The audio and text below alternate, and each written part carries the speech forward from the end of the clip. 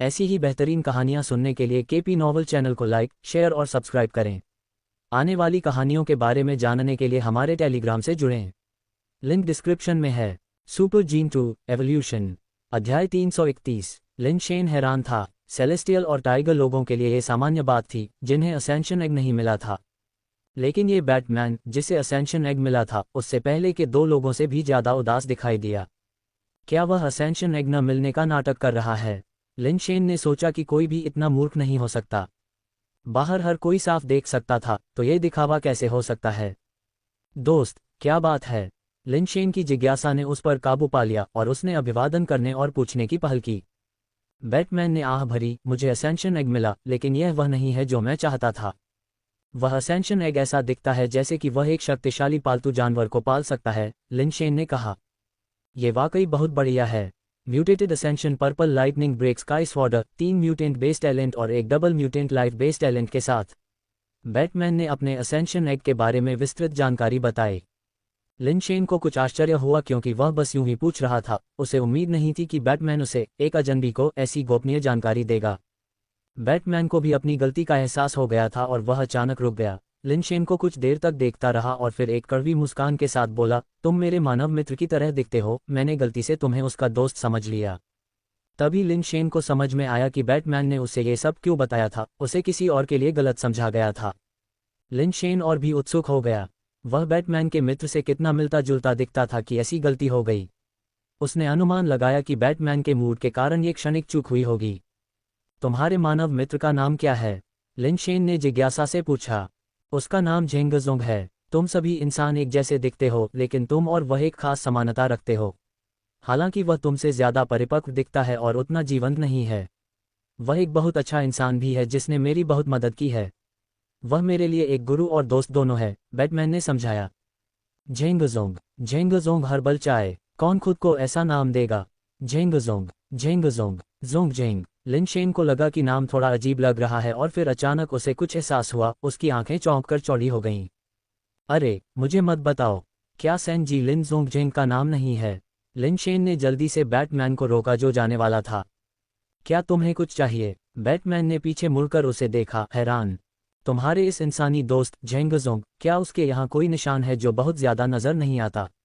ऐसा लगता है कि यह भौहें सिकुड़ने से आई जुर्री है, इसलिए ऐसा लगता है कि वह हमेशा अपनी भौहें सिकुड़ता रहता है। लिन शेन ने अपनी भौहों के बीच की जगह की ओर इशारा करते हुए पूछा। क्या ये कोई निशान है? मुझे हमेशा लगता था कि उसे बहुत सारी चिंताएं होंगी, इसलिए वह हर समय भौहें सिकुड़े रहता होगा। बैटमैन हैरान रह गया, तुम्हें ये कैसे पता? क्या तुम उसे जानते हो? लिन शेन ने मन ही मन सोचा, उसे जानने से ज्यादा ये सैन जी लिन जोंगजेंग होना चाहिए। हालांकि लिन शेन ने इन विचारों को अपने तक ही सीमित रखा, उन्हें जोर से नहीं कहा। अगर उसका भाई झेंगजोंग उपनाम का इस्तेमाल कर रहा था तो इसके पीछे कोई कारण जरूर होगा। लिन शेन उसका भंडाफोड़ नहीं कर सकता था। अगर तुम जिस झेंगजोंग की बात कर रहे हो वह वही झेंगजोंग है जिसे मैं जानता हूं, तो हाँ, मैं उसे जरूर जानता हूं। न केवल मैं उसे जानता हूं, बल्कि हम दूर के रिश्तेदार भी हैं, लिन शेन ने मन ही मन सोचते हुए कहा। वास्तव में दूर के रिश्तेदार? कोई आश्चर्य नहीं कि तुम दोनों एक जैसे दिखते हो, इसलिए तुम वास्तव में रिश्तेदार हो, ये बहुत अच्छी बात है। बैटमैन ने लिन शेन को झेंगजोंग का दूर का रिश्तेदार सुनकर प्रसन्नता से जवाब दिया। चलो, कुछ पीने के लिए कोई जगह ढूंढते हैं। जल्दी मत करो, बस एक पल मेरा इंतजार करो, मैं अंदर देखना चाहता हूँ, लिन शेन ने चर्च की ओर इशारा करते हुए कहा। क्या तुम चर्च के दरवाजे खोल सकते हो? बैटमैन ने पूछा। फिर, जैसे कि एक लाइट बल्ब जल गया हो, उसने कहा, चूंकि तुम झेंगजोंग के रिश्तेदार हो तो तुम भी उसके जैसे असाधारण हो, निश्चित रूप से इसमें कोई परेशानी नहीं होगी। आगे बढ़ो और अपनी किस्मत आजमाओ। अगर तुम इतने भाग्यशाली हो कि तुम्हें एक असेंशन एग मिल जाए तो ये शानदार होगा। लिन शेन ने सिर हिलाया और चर्च के सामने चला गया।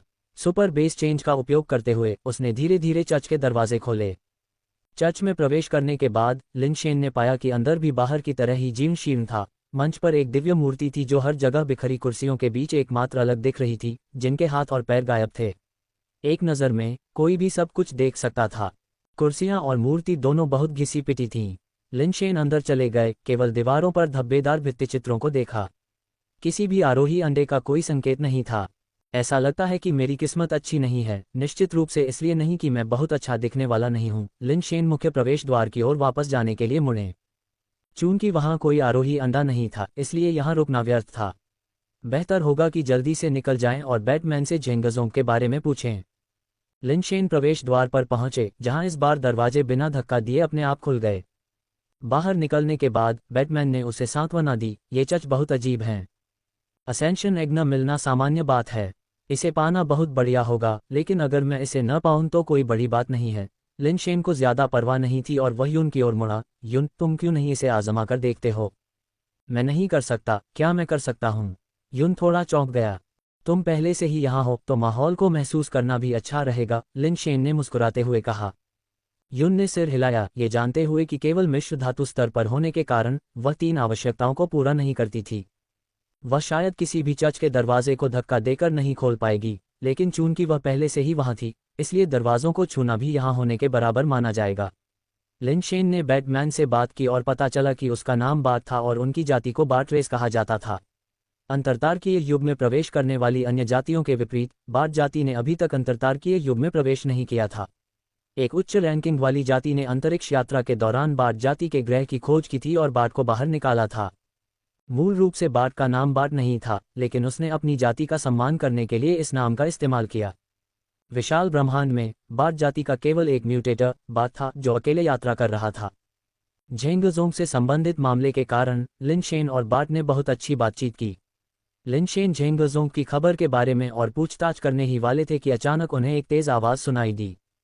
दोनों पुरुष आवाज से आकर्षित हुए और मुड़े और तुरंत आश्चर्यचकित हो गए। चर्च के 2 बड़े दरवाजे अप्रत्याशित रूप से पूरी तरह से खुल गए थे। यूं खुले दरवाजों के सामने हाथ फैलाए खड़ी थी, कुछ हैरान दिख रही थी। तुम किसका इंतजार कर रहे हो? अंदर जाओ। लिनशेन को नहीं पता था कि यून ने दरवाजा कैसे खोला, लेकिन चूंकि वह पहले से ही खुला था, इसलिए झिझकने का कोई मतलब नहीं था। बाट भी उतना ही हैरान था। अपनी ताकत से वह मुश्किल से एक दरवाजा खोल पाया, और सिर्फ इतना कि वह अंदर घुस सके। उस चांद खरगोश महिला ने एक साथ दोनों दरवाजे कैसे खोले? वह किस तरह की ताकत थी? सिर्फ यून ही जानती थी कि उसने बिल्कुल भी बल का इस्तेमाल नहीं किया था। जैसे ही उसकी हथेली ने दरवाजे को छुआ, वह अपने आप खुल गया। लिनशेन की बातें सुनकर यून जल्दी से अंदर चली गई और उसके पीछे दरवाजे बंद हो गए। लिनशेन और बाट दोनों चर्च को घूर रहे थे, अब वे बातचीत के मूड में नहीं थे। कुछ ही देर में चर्च के ऊपर से रोशनी की एक किरण निकली और एक आरोही अंडे की छवि दिखाई दी। आरोही अंडा बदलता रहा और एक पल के बाद यह एक दिव्य मूर्ति में बदल गया। लिनशेन और बाट ने प्रकाश की किरण में मूर्ति को देखा और दोनों आश्चर्यचकित हो गए, क्योंकि मूर्ति की शक्ल बिल्कुल चर्च में मौजूद मूर्ति जैसी ही थी। हालांकि चर्च की मूर्ति जीर्ण शीर्ण अवस्था में थी, जबकि प्रकाश की किरण में मौजूद मूर्ति चमकदार थी, जो चारों ओर पवित्र चमक बिखेर रही थी। तो यह उस मूर्ति का असली रूप है। लिनशेन शुरू में मूर्ति को देखकर चौंक गई थी, क्योंकि यह खराब हो चुकी थी और चर्च की उदास सेटिंग के साथ ये काफी भयावह भी लग रही थी। इस समय मूर्ति जैसा दिखने वाला प्राणी बिल्कुल भी भयानक नहीं लग रहा था, यहाँ तक कि स्वर्ग की दिव्य युवतियां भी इसकी तुलना नहीं कर सकती थीं। मूर्ति कवच पहने हुए थी, एक हाथ में एक परी गुड़िया थी जो हथेली से थोड़ी बड़ी थी, और दूसरे हाथ में युद्ध की ढाल थी, जिससे यह अनुमान लगाना मुश्किल हो गया कि कौन सी मूर्ति उसका जीवन आधार थी, या शायद दोनों ही उसके जीवन आधार थे। बाट, क्या चर्च में सभी मूर्तियां एक ही आकृति की हैं? लिनशेन ने बाट की ओर मुड़ते हुए पूछा। बिल्कुल नहीं, हर चर्च में एक अलग मूर्ति है, बाट ने अपना सिर हिलाते हुए कहा। अचानक लिनशेन ने सोचा कि शायद वह असेंशन एग प्राप्त करने में सक्षम नहीं था, क्योंकि उसने केवल गलत मंदिर में पूजा की थी। ये देवता स्पष्ट रूप से महिला थी और एक पुरुष के रूप में उसे निश्चित रूप से स्वीकार नहीं किया जाएगा। MV पर अधिक जानकारी प्राप्त करें। लेकिन फिर उसने सोचा, बाट भी एक पुरुष था, तो उसे कैसे पहचाना गया? क्या ऐसा हो सकता है कि बाट एक पुरुष की तरह दिखता है लेकिन वास्तव में एक महिला है? लिनशेन ने बाट को परखा, ये स्वीकार करने से इनकार करते हुए कि उसकी खुद की अपील की कमी असेंशन एग न मिलने का कारण थी। प्रभामंडल के गायब होने के कुछ समय बाद यूं एक असेंशन एग पकड़े हुए बाहर आया, जो बिल्कुल प्रकाश की किरण में दिखाई देने वाले एग जैसा दिख रहा था। यूं उत्साह से लिनशेन के पास गया और उसे असेंशन एग सौंप दिया। लिनशेन थोड़ा चौंका, तुम मुझे ये क्यों दे रहे हो? पैसा तुम्हारा था और तुमने ही मुझे भेजा था, मैंने सिर्फ तुम्हारे आदेश का पालन किया, इसलिए यह वस्तु स्वाभाविक रूप से तुम्हारी है, यून ने तथ्यात्मक रूप से कहा। जो तुमने प्राप्त किया है वह तुम्हारा है, इसे रखो, बाहरी लोगों को इसे मत दिखाने दो, लिनशेन ने कहा। हालांकि वह आरोही अंडे के बारे में बहुत उत्सुक था, लेकिन वह वास्तव में यून की वस्तु को छीनने का साहस नहीं कर सका। तो तुम इसे मेरे लिए संभाल कर रखो। अगर मैं इसे रखूंगा तो मुझे डर है कि यह चोरी हो जाएगा, यू ने तुरंत लिन शेन के हाथों में असेंशन एग थमा दिया, किसी भी इनकार की अनुमति नहीं दी। लिन शेन ने सोचा कि यह समझ में आता है, जब वे बाद में बाहर गए तो वे व्यापारी निश्चित रूप से असेंशन एग खरीदने के लिए उत्सुक होकर बाहर इंतजार कर रहे होंगे और दृश्य निश्चित रूप से अराजक होगा। अगर कोई इसका फायदा उठाता है तो ये भयानक होगा। जैसे ही प्रकाश किरण पहले ऊपर चढ़ी, कई लोग पहले से ही देखने के लिए दूर से दिखाई दिए थे। तथ्य यह है कि उन्हें असेंशन एग प्राप्त किया था, इसे छिपाया नहीं जा सकता था। लिन शेन ने सीधे असेंशन एग को अपने बैकपैक में डाल दिया और फिर बात से कहा, आज चेक करना असुविधाजनक लगता है, क्या हम संवाद करने के लिए एक दूसरे को दोस्तों के रूप में जोड़ सकते हैं। बार्ट जानता था कि वह और यूं आज ध्यान का केंद्र थे और निश्चित रूप से अन्य लोग उनके पीछे होंगे, जिससे खाने जाना असुविधाजनक हो जाएगा। उन्हें एक दूसरे को दोस्तों के रूप में जोड़ना था और किसी अन्य समय बैठक की व्यवस्था करनी थी। म्यूटेटर के रूप में वे केवल एक चर्च में प्रवेश करने का विकल्प चुन सकते थे और तीनों ने पहले ही पात्रता खो चुके थे। रुकने की कोई जरूरत नहीं थी, इसलिए वे सीधे महल के मुख्य द्वार की ओर चल पड़े। जैसे ही तीनों महल के मुख्य द्वार से बाहर निकले, महल के अंदर मुखबिरों के साथ व्यापारियों ने तुरंत उन्हें घेर लिया। बार्ट और यू से आरोही अंडे खरीदने की कोशिश कर रहे थे। कुछ ने उन्हें लुभाने के लिए ऊंची कीमतों की पेशकश की, दूसरों ने बहुत ज्यादा मुनाफे का वादा किया, लेकिन ज्यादातर सौदेबाजी करना चाहते थे। लिन शेन ने उन पर कोई ध्यान नहीं दिया, बस यूं को खींचते हुए भीड़ के बीच से निकल गए, सबको अनदेखा करते हुए। जब कुछ व्यापारियों ने उन्हें रोकने की कोशिश की तो उन्होंने देखा कि एक बेहद मजबूत आदमी लिन शेन और यू की रक्षा कर रहा था और उन पर ठंडी नजर रख रहा था। वे अनजाने में कांप उठे और अवचेतन रूप से रास्ता बना लिया। वेई वुफू की सुरक्षा में लिन शेन और यू आखिरकार व्यापारियों के घेरे से मुक्त होने में कामयाब रहे और जल्दी से सिटी ऑफ ब्यूटी फेस्टिवल से निकल गए। जैसे ही वे चले गए, लिन शेन ने पीछे मुड़कर देखा तो पाया कि बार्ट बिना किसी निशान के गायब हो चुका था। ऐसा लग रहा था कि बार्ट को अच्छी तरह से पता था कि इतने बेहतरीन असेंशन एग के पास होने पर अगर कुछ अमीर और शक्तिशाली परिवारों की नज़र उस पर पड़ जाए तो कोई आश्चर्य की बात नहीं होगी। लिन शेन ने वहां रुकने की हिम्मत नहीं की। वेई और यू को सीधे टेलीपोर्टर के पास ले गए और पहले जायंट रिंग स्टार की ओर जाने का फैसला किया। यात्रा आश्चर्यजनक रूप से सुचारू थी, लेकिन टेलीपोर्टेशन स्टेशन पर पहुंचने और जायंट रिंग स्टार के लिए टिकट खरीदने के बाद प्रतीक्षा करते समय लिन शेन को लगने लगा कि कुछ ठीक नहीं है। प्रतीक्षा कक्ष, जो शुरू में बहुत कम आबाद था, पलक झपकते ही खाली हो गया और केवल वे तीनों ही वहां रह गए। लिन शेन ने वेई वुफू की ओर देखा, जिसकी निगाहें प्रतीक्षालय के प्रवेश द्वार पर टिकी हुई थीं। ठीक उसी समय एक अधेड़ उम्र का सेलेस्टियल, बेदाग कपड़े पहने हुए, अंदर आया। मेरा नाम एंजिफेंग है, मैं स्टार लॉर्ड का बटलर हूँ और मेरे भगवान आप तीनों को हवेली में आने के लिए आमंत्रित करना चाहते हैं, सेलेस्टियल ने विनम्रता से कहा, एक सज्जन व्यक्ति की तरह। हमें तत्काल मीडू स्टार को जरूरी मामलों के लिए छोड़ने की जरूरत है, इसलिए मुझे डर है कि यह सुविधाजनक नहीं हो सकता है। लिन शेन ने उत्तर दिया, न तो दासतापूर्ण और न ही दबंग। कोई बात नहीं, स्टार लॉर्ड ने पहले ही जायंट रिंग स्टार के टेलीपोर्टर को अस्थायी रूप से बंद करने का आदेश दिया है।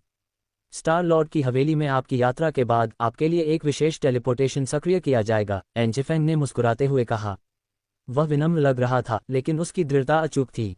यदि आप यहाँ असेंशन एग के लिए आए हैं तो मुझे लगता है कि हम इस सारी परेशानी से बच सकते हैं, क्योंकि हमारा असेंशन एग को बेचने का कोई इरादा नहीं है, लिन शेन ने कहा। एंजिफेंग की भौहें थोड़ी सिकुड़ गईं, ये चर्चा के लिए जगह नहीं है, कृपया स्टार लॉर्ड के मेंशन में आकर विस्तार से बात करें। क्षमा करें, लेकिन मुझे नहीं लगता कि यह आवश्यक होगा। कीमत चाहे जो भी हो, हम इसे नहीं बेच रहे हैं, लिन शेन ने जोर देकर कहा। क्या आपको यकीन है कि आपने इस बारे में सोचा है? स्टार लॉर्ड जो कीमत देने को तैयार है वह आपको लुभाएगी। टेलीपोर्टर तब तक सक्रिय नहीं होगा जब तक आप वापस नहीं आ जाते, इसलिए इसमें बहुत देरी नहीं होगी, एंजिफेंग ने गाजर और छड़ी की रणनीति का सहारा लेते हुए कहा। यदि वे नहीं गए तो टेलीपोर्टर सक्रिय नहीं होगा और वे वापस नहीं जा पाएंगे। चाहे कीमत कितनी भी अधिक क्यों न हो, हमारे पास इस असेंशन एग को बेचने का अधिकार नहीं है। अगर भगवान इसे खरीदना चाहते हैं तो उन्हें सीधे मेरे गुरु से संपर्क करना चाहिए, लिन शेन ने एंजिफेंग को एक कार्ड दिखाते हुए कहा। ये कार्ड लॉर्ड तियानजुन द्वारा उन्हें दिया गया एक पास था। सामान्य पासों के विपरीत, ये लॉर्ड तियानजुन के पास से उच्चतम स्तर का पास था, जो खुद तियानजुन का प्रतिनिधित्व करता था, उसकी व्यक्तिगत मुहर के साथ। पास को देखने पर एंजिफेंग की अभिव्यक्ति थोड़ी बदल गई। आपको ये पास कहाँ से मिला? एंजिफेंग ने स्वाभाविक रूप से पास को पहचान लिया, ये जानते हुए कि ऐसे पास आमतौर पर केवल स्टार लॉर्ड के स्तर के व्यक्तियों के पास होते हैं। कोई भी व्यक्ति जो स्वयं स्टार लॉर्ड नहीं था और पास रखता था, उसे स्टार लॉर्ड का भरोसेमंद विश्वासपात्र होना चाहिए, जो उनकी ओर से कार्य कर रहा हो। एस्केंशन एग के लिए स्टार लॉर्ड के स्तर की आकृति से भिड़ना एक बुद्धिमानी भरा निर्णय नहीं लगता था। क्या मुझे लॉर्ड तियानजुन के साथ एक वीडियो संचार शुरू करने और उसे आपको समझाने की आवश्यकता है? लिन शेन ने अपनी कलाई पर अपने संचारक को छूते हुए कहा और एन जिफेंग की ओर ठंडे अंदाज में देखते हुए कहा, लॉर्ड तियानशुन को परेशान करने की कोई जरूरत नहीं है, कृपया एक पल रुकें। एन जिफेंग ने एक स्टाफ टॉयलेट में प्रवेश किया और जल्दी से कमरे को साफ किया, फिर संचारक का उपयोग करके दूसरे सेलेस्टियल से संपर्क किया। युवा मास्टर, असेंशन एग के साथ एक जटिलता है। जिस व्यक्ति के पास यह है वह जायंट रिंग स्टार से तियानशुन का करीबी विश्वासपात्र है। तो क्या हुआ अगर वे तियानशुन के लोग हैं? ये हमारा क्षेत्र है, उन्हें मार डालो और असेंशन एग वापस ले लो। तियानशुन को कैसे पता चलेगा? अगर तियानशुन और टाई यहाँ होते तो वे इस सेलेस्टियल को पहचान लेते कि उसने अहंकार से तियानशुन के वाहन को रोका था, केवल अपने वाहन को चकनाचूर करने के लिए। ये संभव नहीं हो सकता। उनके पास एक हाईटेक कम्युनिकेटर है और संदेश संभवतः तियानजुन को वापस भेज दिया गया है। एन जिफेंग ने असहाय होकर कहा, आप इतनी छोटी सी बात क्यों नहीं संभाल सकते? दिव्य ने अधीरता से कहा, युवा मास्टर, क्या हमें स्टार लॉर्ड से सलाह लेनी चाहिए? एन जिफेंग ने सम्मानपूर्वक सुझाव दिया, आप इतने परेशान क्यों हैं? ये वास्तव में कष्टप्रद है, इसे भूल जाओ, उन्हें जाने दो, ये सिर्फ एक आरोही अंडा है। सेलेस्टियल ने नाराज होकर संचार काट दिया। एन जिफेंग ने राहत की लंबी सांस ली, वह निश्चित रूप से युवा मास्टर के लिए दोष नहीं लेना चाहता था। जब एन जिफेंग वापस लौटा तो उसका व्यवहार और लहजा काफी बेहतर हो गया था। उसने सीधे किसी को जायंट रिंग स्टार के टेलीपोर्टर को फिर से सक्रिय करने के लिए कहा और देखा कि तीनों व्यक्ति जायंट रिंग स्टार की ओर जाने वाले टेलीपोर्टर में प्रवेश कर गए। लिन शेन और उसके साथियों के जायंट रिंग स्टार में वापस आने के बाद लिन शेन ने भी राहत की सांस ली। अगर उन्हें स्टार लॉर्ड के हवेली में ले जाया जाता तो आरोही अंडे को सौंपे बिना वहां से निकलना लगभग असंभव होता। भले ही उन्होंने इसे सौंप दिया होता, लेकिन क्या वे जीवित बच पाते, यह अज्ञात था।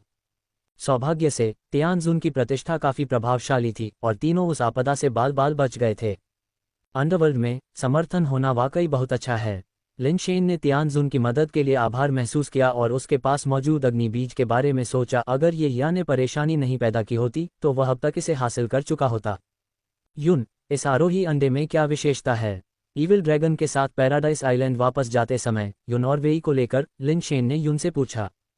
क्योंकि बार्ट पहले मौजूद था, इसलिए लिन शेन ने युन से यह सवाल नहीं पूछा था। बार्ट ने उल्लेख किया था कि प्राइमल अंडे प्राप्त करने पर कोई भी व्यक्ति उनके गुण देख सकता है, जिससे बार्ट को अपने स्वयं के आरोही अंडे के गुण का पता चला। युन ने उत्तर दिया, इस आरोही अंडे को मीडू देवी कहा जाता है। इसका स्तर नाम थोड़ा अजीब है, जिसे सुपर बेस प्राणी कहा जाता है। इसमें 3 बेस चेंज टैलेंट और 2 लाइफ बेस हैं। युन द्वारा वर्णित विस्तृत विशेषताओं को सुनने के बाद लिन शेन और वेई दोनों आश्चर्यचकित थे। क्या आप निश्चित हैं कि इसमें 2 जीवन आधार हैं, 2 आधार प्रतिभाएं नहीं? लिन शेन ने पूछा। कुछ सोचने के बाद युन ने उत्तर दिया, मुझे यह अच्छी तरह याद है, इसमें कोई गलती नहीं है। यह आधार प्रतिभाएं नहीं हैं, बल्कि वास्तव में 2 जीवन आधार हैं, जिनमें से प्रत्येक की अपनी आधार प्रतिभा है। जितना अधिक लिन शेन ने सुना उतना ही वह आश्चर्यचकित हुआ। युन की किस्मत बहुत अच्छी थी, जिसने ऐसा आरोही अंडा प्राप्त किया था। अब लिन शेन ने सोचा कि क्या इस आरोही अंडे का उपयोग करके आरोही बनना उसे सीधे डबल लाइफ बेस प्रदान करेगा। दुर्भाग्य से युन के विवरण के अनुसार मीदू देवी की 3 बेस चेंज टैलेंट और 2 बेस टैलेंट ज्यादातर सहायक कौशल थे, न कि लिन शेन की इच्छित क्षमताएं। तुम्हारा भाग्य इतना अच्छा है, क्या तुम उसे पालने की योजना बना रहे हो या उसका उपयोग आरोही बनने के लिए करोगे? लिन शेन ने युन से पूछा। लेकिन युन ने जवाब दिया, मैं बस कुछ पाने के लिए तुम्हारे आदेशों का पालन कर रहा था। ये वस्तु तुम्हारी है। यदि तुम मुझे पुरस्कृत करना चाहते हो तो कुछ उत्परिवर्तन द्रव पर्याप्त होगा। क्या तुम वास्तव में इसे देने के लिए तैयार हो? क्या तुम जानते हो इसका क्या मतलब है? लिन शेन ने युन से पूछा, उसे कुछ उत्सुकता से देखते हुए। मुझे पता है कि यह एक बहुत बढ़िया आरोही अंडा है, लेकिन ये शुरू से ही मेरा नहीं था और मेरे पास इसे रखने की क्षमता नहीं है। केवल तुम्हारा अनुसरण करके ही मैं आगे बढ़ सकता हूँ। तुम जितनी मजबूत हो, मैं उतना ही सुरक्षित हूँ, युन ने कहा। कितनी अच्छी लड़की है। लिन शेन अंदर से भावुक हो गया। अगर वह इसका इस्तेमाल कर सकता तो वह मीडू देवी के अंडे के साथ चढ़ने में संकोच नहीं करता। अफसोस की बात है कि भले ही मीडू देवी उत्कृष्ट थी, लेकिन यह उस तरह का आरोही अंडा नहीं था जिसकी उसे तलाश थी। उसकी बड़ी बहन और वेई दोनों पहले ही चढ़ चुके थे, जिससे आरोही अंडा उनके लिए समान रूप से बेकार हो गया था। ये केवल एक पालतू जानवर के रूप में काम आ सकता था। अब लिन शेन इस बात पर विचार कर रहा था कि इस आरोही अंडे का उपयोग जीवेई या डेथ पाउडर को चढ़ने की अनुमति देने के लिए किया जाए या नहीं।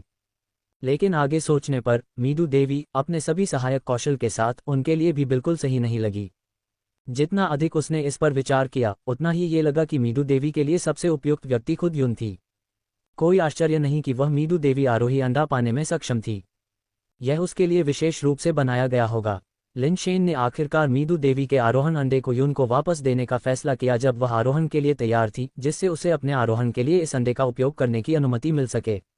मेरे साथ इस तरह का एक सहायक होना बहुत बुरा नहीं होगा। लिन शेन ने पहले से ही यून को अपने परिवार के शिक्षक के रूप में काम करने की योजना बनाई थी, जो उसे मार्शल आर्ट का अभ्यास करने में मदद करेगा, जो वास्तव में उसकी क्षमताओं का पूरा उपयोग करेगा।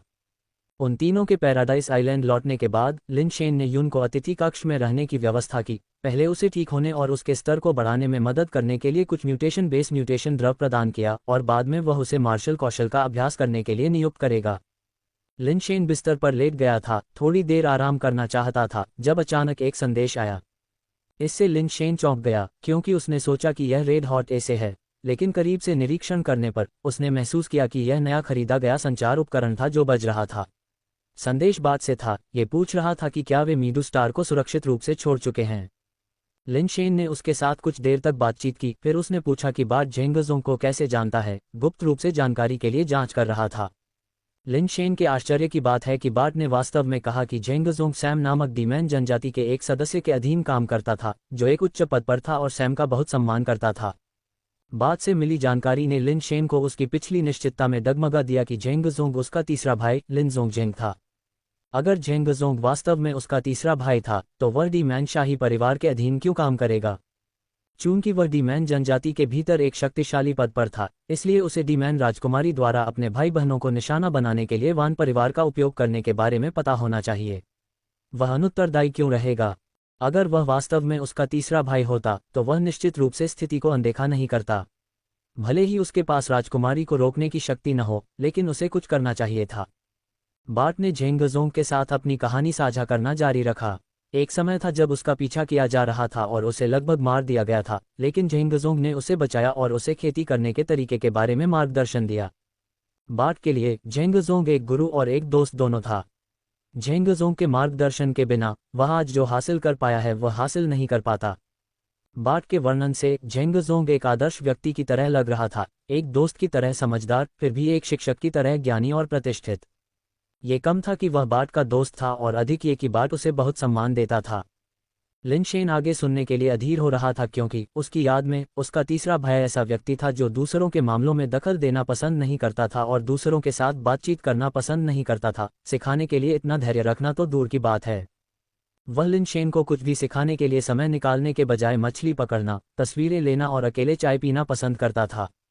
जितना अधिक लिन शेन सुनता, उतना ही उसे संदेह होता कि जेंगजोंग उसका तीसरा भाई है। शायद वह आदमी केवल दिखने और कुछ विशेषताओं में समानता रखता था।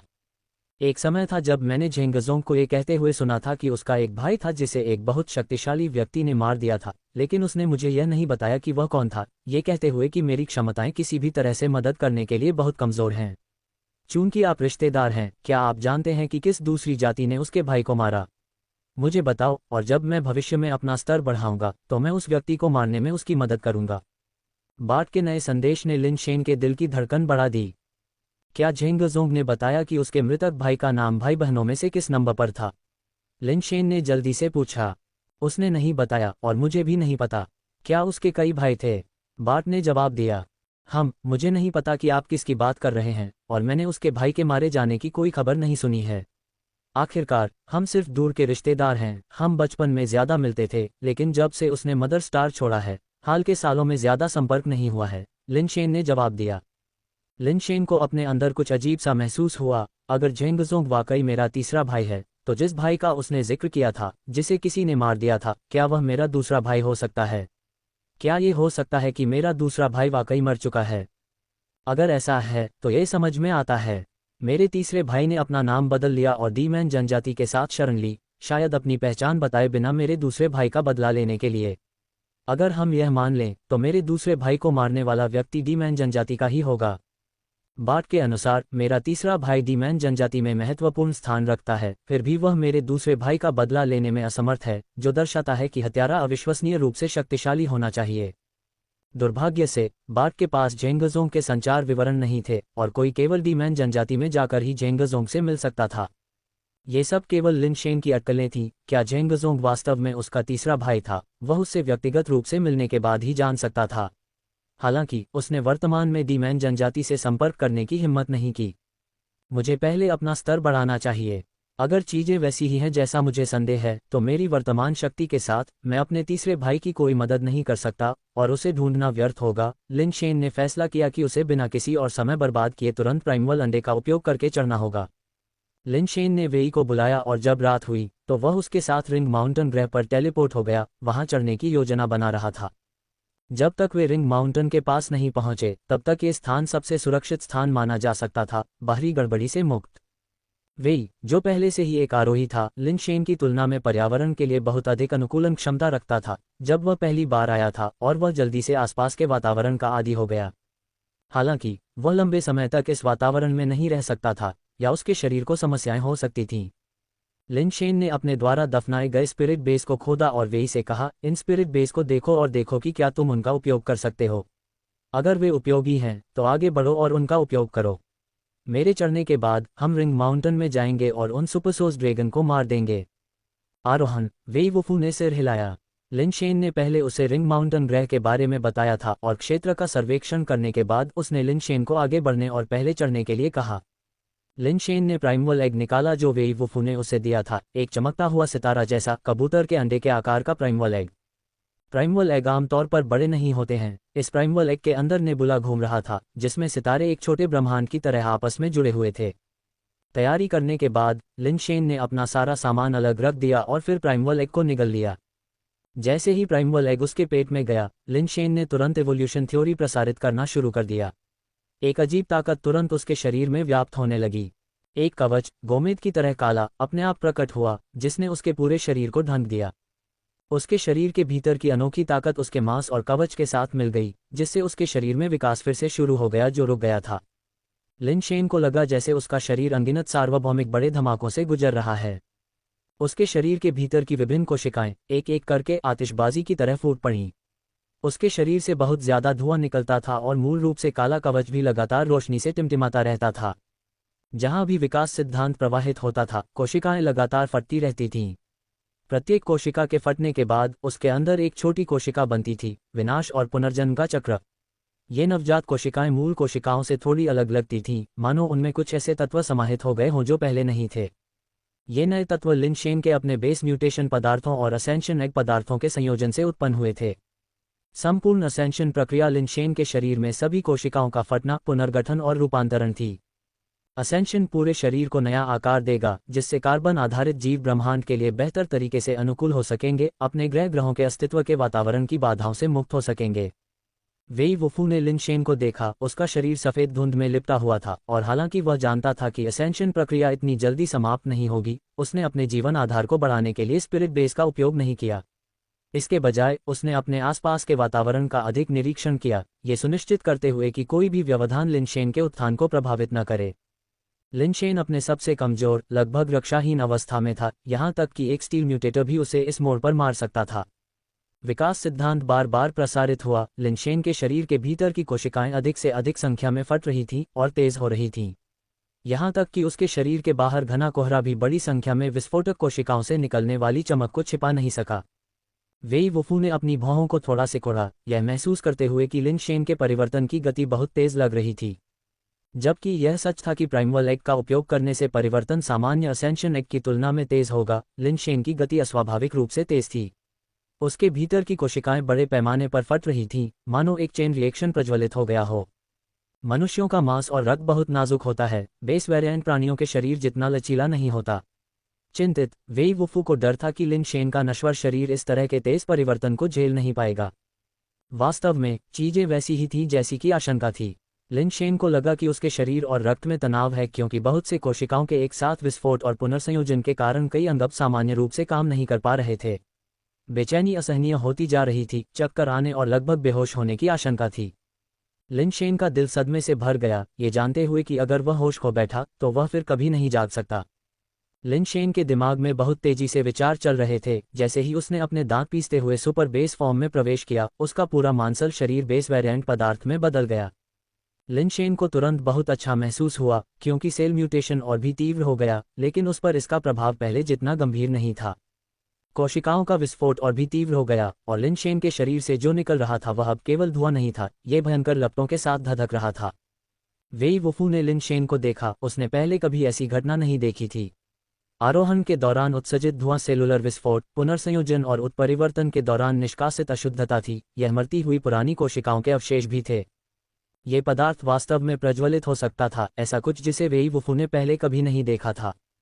उन भयंकर लपटों में लिपटे वेई वुफू लिन शेन की वर्तमान स्थिति को महसूस नहीं कर सके। वह केवल बगल में इंतजार कर सकते थे, उम्मीद करते हुए कि लिन शेन इस कठिन परीक्षा से बच जाएंगे। जब तक वह इससे बाहर निकलता है तब तक वह अपने जीवन आधार को मजबूत कर लेता है, तब तक मूल रूप से कोई बड़ा जोखिम नहीं रह जाता। लिन शेन के शरीर पर लपटें जलती रहीं, जो धीरे धीरे बुझने से पहले लगभग 7 या 8 घंटे तक चलती रहीं। वेई वुफू ने लिन शेन के शरीर को हवा में लटके हुए देखा, उसका पूरा अस्तित्व सिल्वर क्रिस्टल की तरह था, जिसके भीतर अनगिनत रोशनी टिमटिमा रही थी। यह एक सफलता है, वेई वुफू ने राहत की लंबी सांस ली। लिन शेन ने सफलतापूर्वक एक आरोही के शरीर में रूपांतरित हो गया था और उड़ने की सबसे बुनियादी क्षमता हासिल कर ली थी। हालांकि इस बिंदु पर आरोही केवल आधी ही हुई थी, इसके बाद उसे अपने जीवन आधार को मजबूत करना था। वेई वुफू को यह भी जानने की उत्सुकता थी कि लिन शेन किस तरह के जीवन आधार को मजबूत करेगा। लटके हुए लिन शेन के शरीर से सिल्वर क्रिस्टल जैसे महीन कण निकल रहे थे। वे कण धीरे धीरे एक विशाल सिल्वर क्रिस्टलीय विशालकाय अंडे का निर्माण करने के लिए एक साथ आ रहे थे। चूंकि लिन शेन के शरीर से बहुत सारे चांदी के कण निकले थे, इसलिए मूल रूप से चमकने वाला कारपेस धीरे धीरे काले क्रिस्टल के अपने मूल रंग में वापस आ गया और लिन शेन का शरीर मांस और रक्त की अवस्था में वापस आ गया।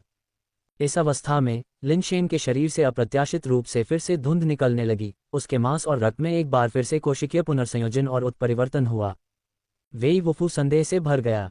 जीवन आधार पहले ही बनना शुरू हो चुका था, तो कोशिकाएं फिर से क्यों फट रही थीं, उत्परिवर्तित हो रही थीं और पुनर्संयोजन कर रही थीं। हालांकि इस बार यह पहले की तरह तीव्र नहीं था। लिन शेन का शरीर एक बार फिर धीरे धीरे ऊपर उठ रहा था। जहां तक वेई वुफू को पता था, भले ही प्राइमल एग्स के साथ आरोहण किया गया हो और एक डबल लाइफ बेस बनाया गया हो, ये 2 लाइफ बेस को जोड़ने और समेकित करने के बारे में होना चाहिए, न कि एक को समेकित करने के बाद शरीर फिर से ऊपर उठेगा और रूपांतरित होगा। इसके अलावा पहला लाइफ बेस अभी तक पूरी तरह से समेकित भी नहीं हुआ था, यह अभी आदिम अवस्था में प्रवेश कर चुका था और पूर्ण गठन से अभी भी कुछ दूरी थी। लिन शेन का शरीर धीरे धीरे ऊपर चढ़ता रहा, जबकि सिल्वर क्रिस्टल विशाल अंडे में नए परिवर्तन हुए। विशाल अंडे का बाहरी आवरण राख में बदल रहा था, धूल की तरह नीचे बह रहा था। धूल के ये कण हवा में रहते हुए पूरी तरह से गायब हो गए, पीछे कोई निशान नहीं छोड़ा। जैसे ही बाहरी आवरण गायब हुआ, आसपास का स्थान मुड़ने लगा, मानो एक अजीब ऊर्जा विशाल अंडे के अंदर किसी चीज के साथ प्रतिध्वनित हो रही हो। वेई वुफू ने देखा कि कैसे धुएं या धुंध की तरह प्रकाश की किरणें मुड़ी हुई जगह से बाहर निकल रही थीं और उसके चेहरे पर तुरंत खुशी की झलक दिखाई दी। ब्रह्मांड, इंद्रधनुषी रोशनी। वेई वुफू ने ब्रह्मांडीय इंद्रधनुषी रोशनी के बारे में सिर्फ सुना था, लेकिन उसे कभी देखा नहीं था। हालांकि विकृत स्थान से निकलने वाली रोशनी की पट्टियां ब्रह्मांडीय इंद्रधनुषी रोशनी से बिल्कुल मिलती जुलती थीं, जिसके बारे में उसने सुना था। अगर वह वाकई ब्रह्मांडीय इंद्रधनुषी रोशनी थी, तो इसका मतलब था कि मनुष्यों के बीच डीएस बढ़ी जैसी ताकतों से लड़ने में सक्षम कोई प्राणी उभर सकता है, जिसने वेई वुफू को अवर्णनीय खुशी से भर दिया। लेकिन जैसे ही ब्रह्मांडीय इंद्रधनुषी रोशनी दिखाई देने लगी, अचानक चांदी के क्रिस्टल वाले विशाल अंडे के भीतर से एक रहस्यमय पदार्थ बाहर निकल आया। इस पदार्थ ने विशाल अंडे के बाहरी हिस्से को दर्पण जैसी परत से ढक दिया, जो उसके आसपास की हर चीज को प्रतिबिंबित कर रहा था, जिससे अंडा ऐसा लग रहा था मानो वह गायब हो गया हो, पर्यावरण में विलीन हो गया हो। नवजात ब्रह्मांडीय इंद्रधनुषी रोशनी एक पल के लिए रुकी हुई लग रही थी, फिर धीरे धीरे गायब हो गई और उसके चारों ओर मुड़ी हुई जगह धीरे धीरे सामान्य हो गई। क्यों यह ऐसा है? वेई वुफू को निराशा का एक बड़ा एहसास हुआ। ब्रह्मांडीय इंद्रधनुषी रोशनी लगभग चालू हो चुकी थी, तो ये क्यों विफल हो गई? वह इतना करीब था, बस थोड़ी सी दूरी पर। दरार, दर्पण जैसा विशाल अंडा तुरंत टूट गया और वेई वुफू की आंखों के सामने एक आकृति दिखाई दी, जिससे वह चौंककर अपनी आंखें चौड़ी कर रहा था। वह आकृति चांदी के क्रिस्टल कवच में लिपटी एक युवा लड़की थी। मानव जैसा जीवन आधार रूप दुर्लभ थे, लेकिन वेई वुफू को चौंकाने के लिए पर्याप्त नहीं थे। जिस बात ने वेई वुफू को वास्तव में अविश्वसनीय बना दिया वह ये था कि लड़की के चांदी के बाल और चांदी की आंखें थीं। उसकी त्वचा बर्फ की तरह सफेद थी, जैसे कि क्रीम से बनी हो। उसके गालों पर एक हल्का गुलाबी लालिमा थी। उस चांदी के क्रिस्टल के कवच के नीचे मांस और खून का एक शरीर था। उसने कभी नहीं सुना था कि लाइफ बेस में मांस और खून वाला शरीर होता है। लाइफ बेस को बेस म्यूटेशन मटेरियल से बनाया जाना चाहिए था, न कि कार्बन आधारित मांस और खून से। वेई वुफू ने चांदी के बालों वाली लाइफ बेस लड़की को घूर कर देखा। उसके प्रकट होने के बाद उसके आसपास का स्थान एक बार फिर मुड़ने लगा और मुड़े हुए स्थान से एक बार फिर ब्रह्मांडीय इंद्रधनुषी रोशनी फैल गई। चांदी के बालों वाली लड़की के बहते बाल हवा में बिखर गए, तुरंत अनगिनत कणों में बदल गए जो लिन शेन के शरीर में एकीकृत हो गए। रिबन की तरह ब्रह्मांडीय इंद्रधनुषी रोशनी ने भी उसका अनुसरण किया, लिन शेन के शरीर के चारों ओर सर्पेंट ड्रैगन की तरह लपेटा, जिससे उसके आसपास का स्थान भी मुड़ने लगा। लिन शेन के शरीर पर एक दर्पण जैसी परावर्तक सामग्री भी दिखाई दी, जिससे यह एक दर्पण जैसी फिनिश दे रही थी। लिन शेन को लपेटने वाले प्रकाश के बैंड एक बार फिर अपना लक्ष्य खो बैठे, लेकिन वे पहले की तरह गायब नहीं हुए। इसके बजाय वे उसके चारों ओर कुंडलित और मुड़े हुए थे, जैसे कि कुछ महसूस कर रहे हों, लेकिन वे जो खोज रहे थे उसे नहीं पा रहे थे। काफी समय बाद प्रकाश की पट्टियां धीरे धीरे पीछे हट गईं और मुड़ने वाला स्थान भी सामान्य हो गया। लिन शेन के शरीर पर परावर्तक पदार्थ लगभग समाप्त हो गया था, एक तरल में बदल गया जो कवच की बाहरी परत को छीलकर सफेद धुंध के साथ ऊपर की ओर बढ़ रहा था। सफेद धुंध मोटी होती गई और लिन शेन के शरीर पर काला कवच गहरा और गहरा होता गया। अंदर कोशिकाएं आतिशबाजी की तरह फट गईं, धीरे धीरे जारी रहीं। वेई वुफू की अभिव्यक्ति जटिल थी। उन्होंने महसूस किया कि ऐसा नहीं था कि लिन शेन ब्रह्मांडीय इंद्रधनुष प्रकाश को ट्रिगर करने में विफल रहे थे, बल्कि उनके शरीर के अंदर कुछ ब्रह्मांडीय इंद्रधनुष प्रकाश को बाधित कर रहा था। राक्षस। वेई वुफू ने कभी नहीं सुना था कि कोई भी ब्रह्मांडीय इंद्रधनुष प्रकाश को ट्रिगर करने में सक्षम हो। यह आरोहण असामान्य रूप से धीमा लग रहा था, जो लंबे समय तक जारी रहा। जब वेई वुफू ने चढ़ने के लिए असेंशन एग का इस्तेमाल किया था तो उसे भी लगभग इतना ही समय लगा था। जब लिन शेन के चारों ओर की सफेद धुंध आखिरकार छट गई, जिससे हवा में मंडराता हुआ काला कवच दिखाई देने लगा, तो एक बार फिर उसके शरीर से कण बाहर निकल आए। इस बार कण काले क्रिस्टल या छोटे काले भंवर जैसे दिख रहे थे। जल्द ही वे काले क्रिस्टल कण एक विशाल काले अंडे में बदल गए। जैसे ही अंडे का कवच बिखरने लगा, आसपास का स्थान एक बार फिर मुड़ गया और उस विकृत स्थान से प्रकाश की अजीबोगरीब पट्टियां फैलीं, जो असंख्य धागों में विशाल अंडे के चारों ओर घूम रही थीं। उन्हें रोकने के लिए दर्पण जैसी चमक न होने के कारण अंतरिक्ष में विकृतियां और अधिक गंभीर हो गईं और प्रकाश की अधिक से अधिक पट्टियां दिखाई देने लगीं। आकाश में प्रकाश के भयानक रिबन उभरे, जो आकाशीय दरारों जैसे थे, जैसे कि काल्पनिक प्रकाश ड्रैगन तारों वाले आकाश में उड़ रहे हों, पूरे आकाशीय गुंबद को भर रहे हों। विशाल रिंग स्टार रात में लिपटा होने के बावजूद अचानक ऐसे प्रकाशित हो गया जैसे कि दिन का समय हो। तियानशिन, जो सो रहा था, चमक से जाग गया। शुरू में उसे भोर समझ लिया। वह लड़खड़ाती हुई खिड़की के पास पहुंची और बाहर का विचित्र दृश्य देखकर वह तुरंत पूरी तरह से सतर्क हो गई। उसकी आंखें चरम सीमा तक चौड़ी हो गईं, उसका चेहरा अविश्वास की तस्वीर बन गया। Cosmic rainbow light. किसी ने कॉस्मिक रेनबो लाइट को फिर से चालू कर दिया है।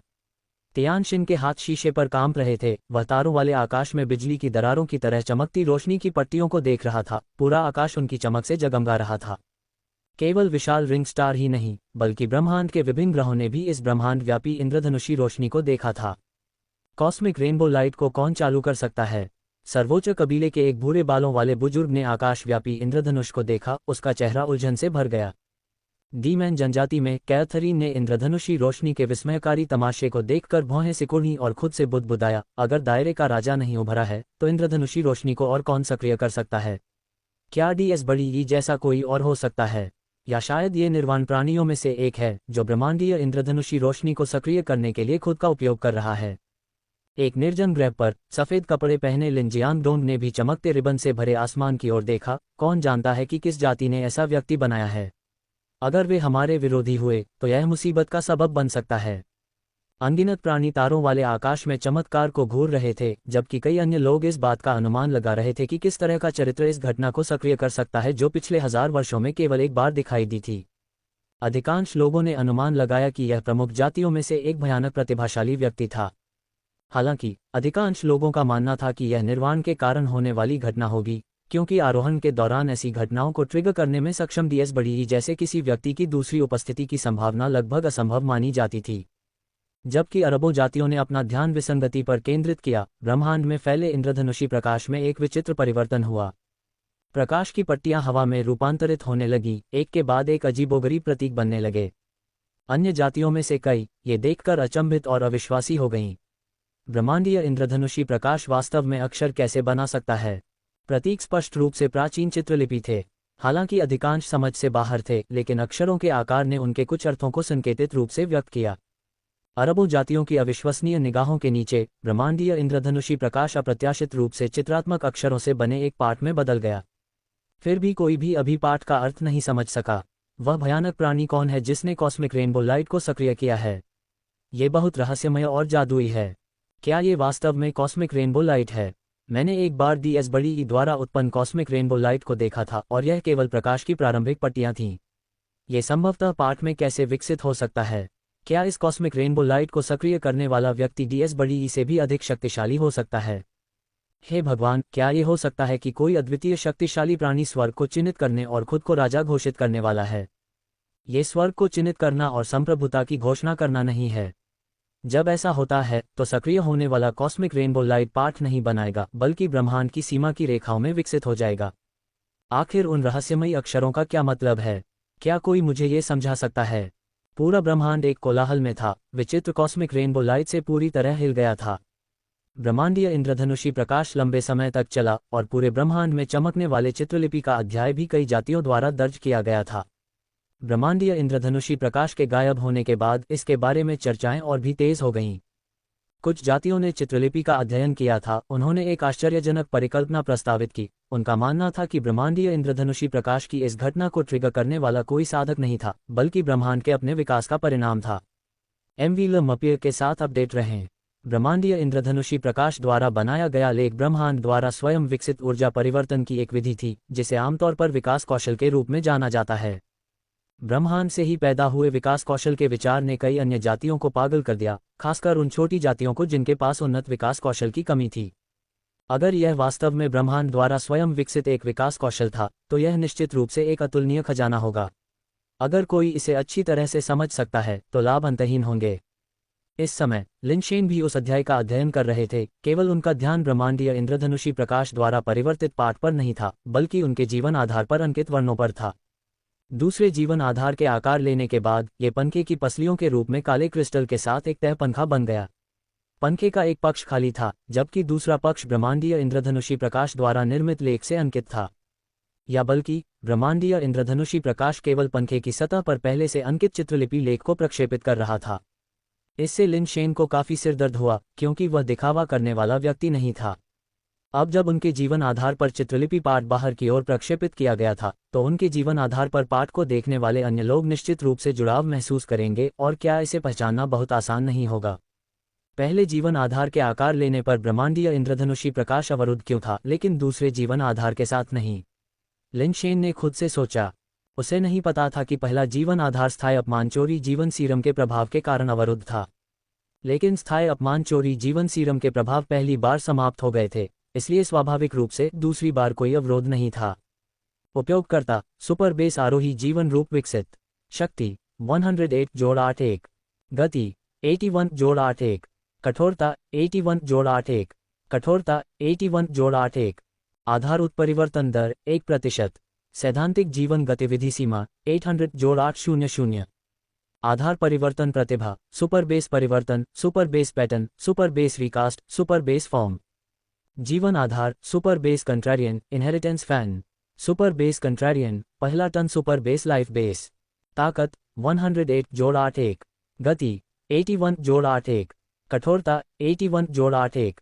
कठोरता 81-81। Base talent contrarian same root born.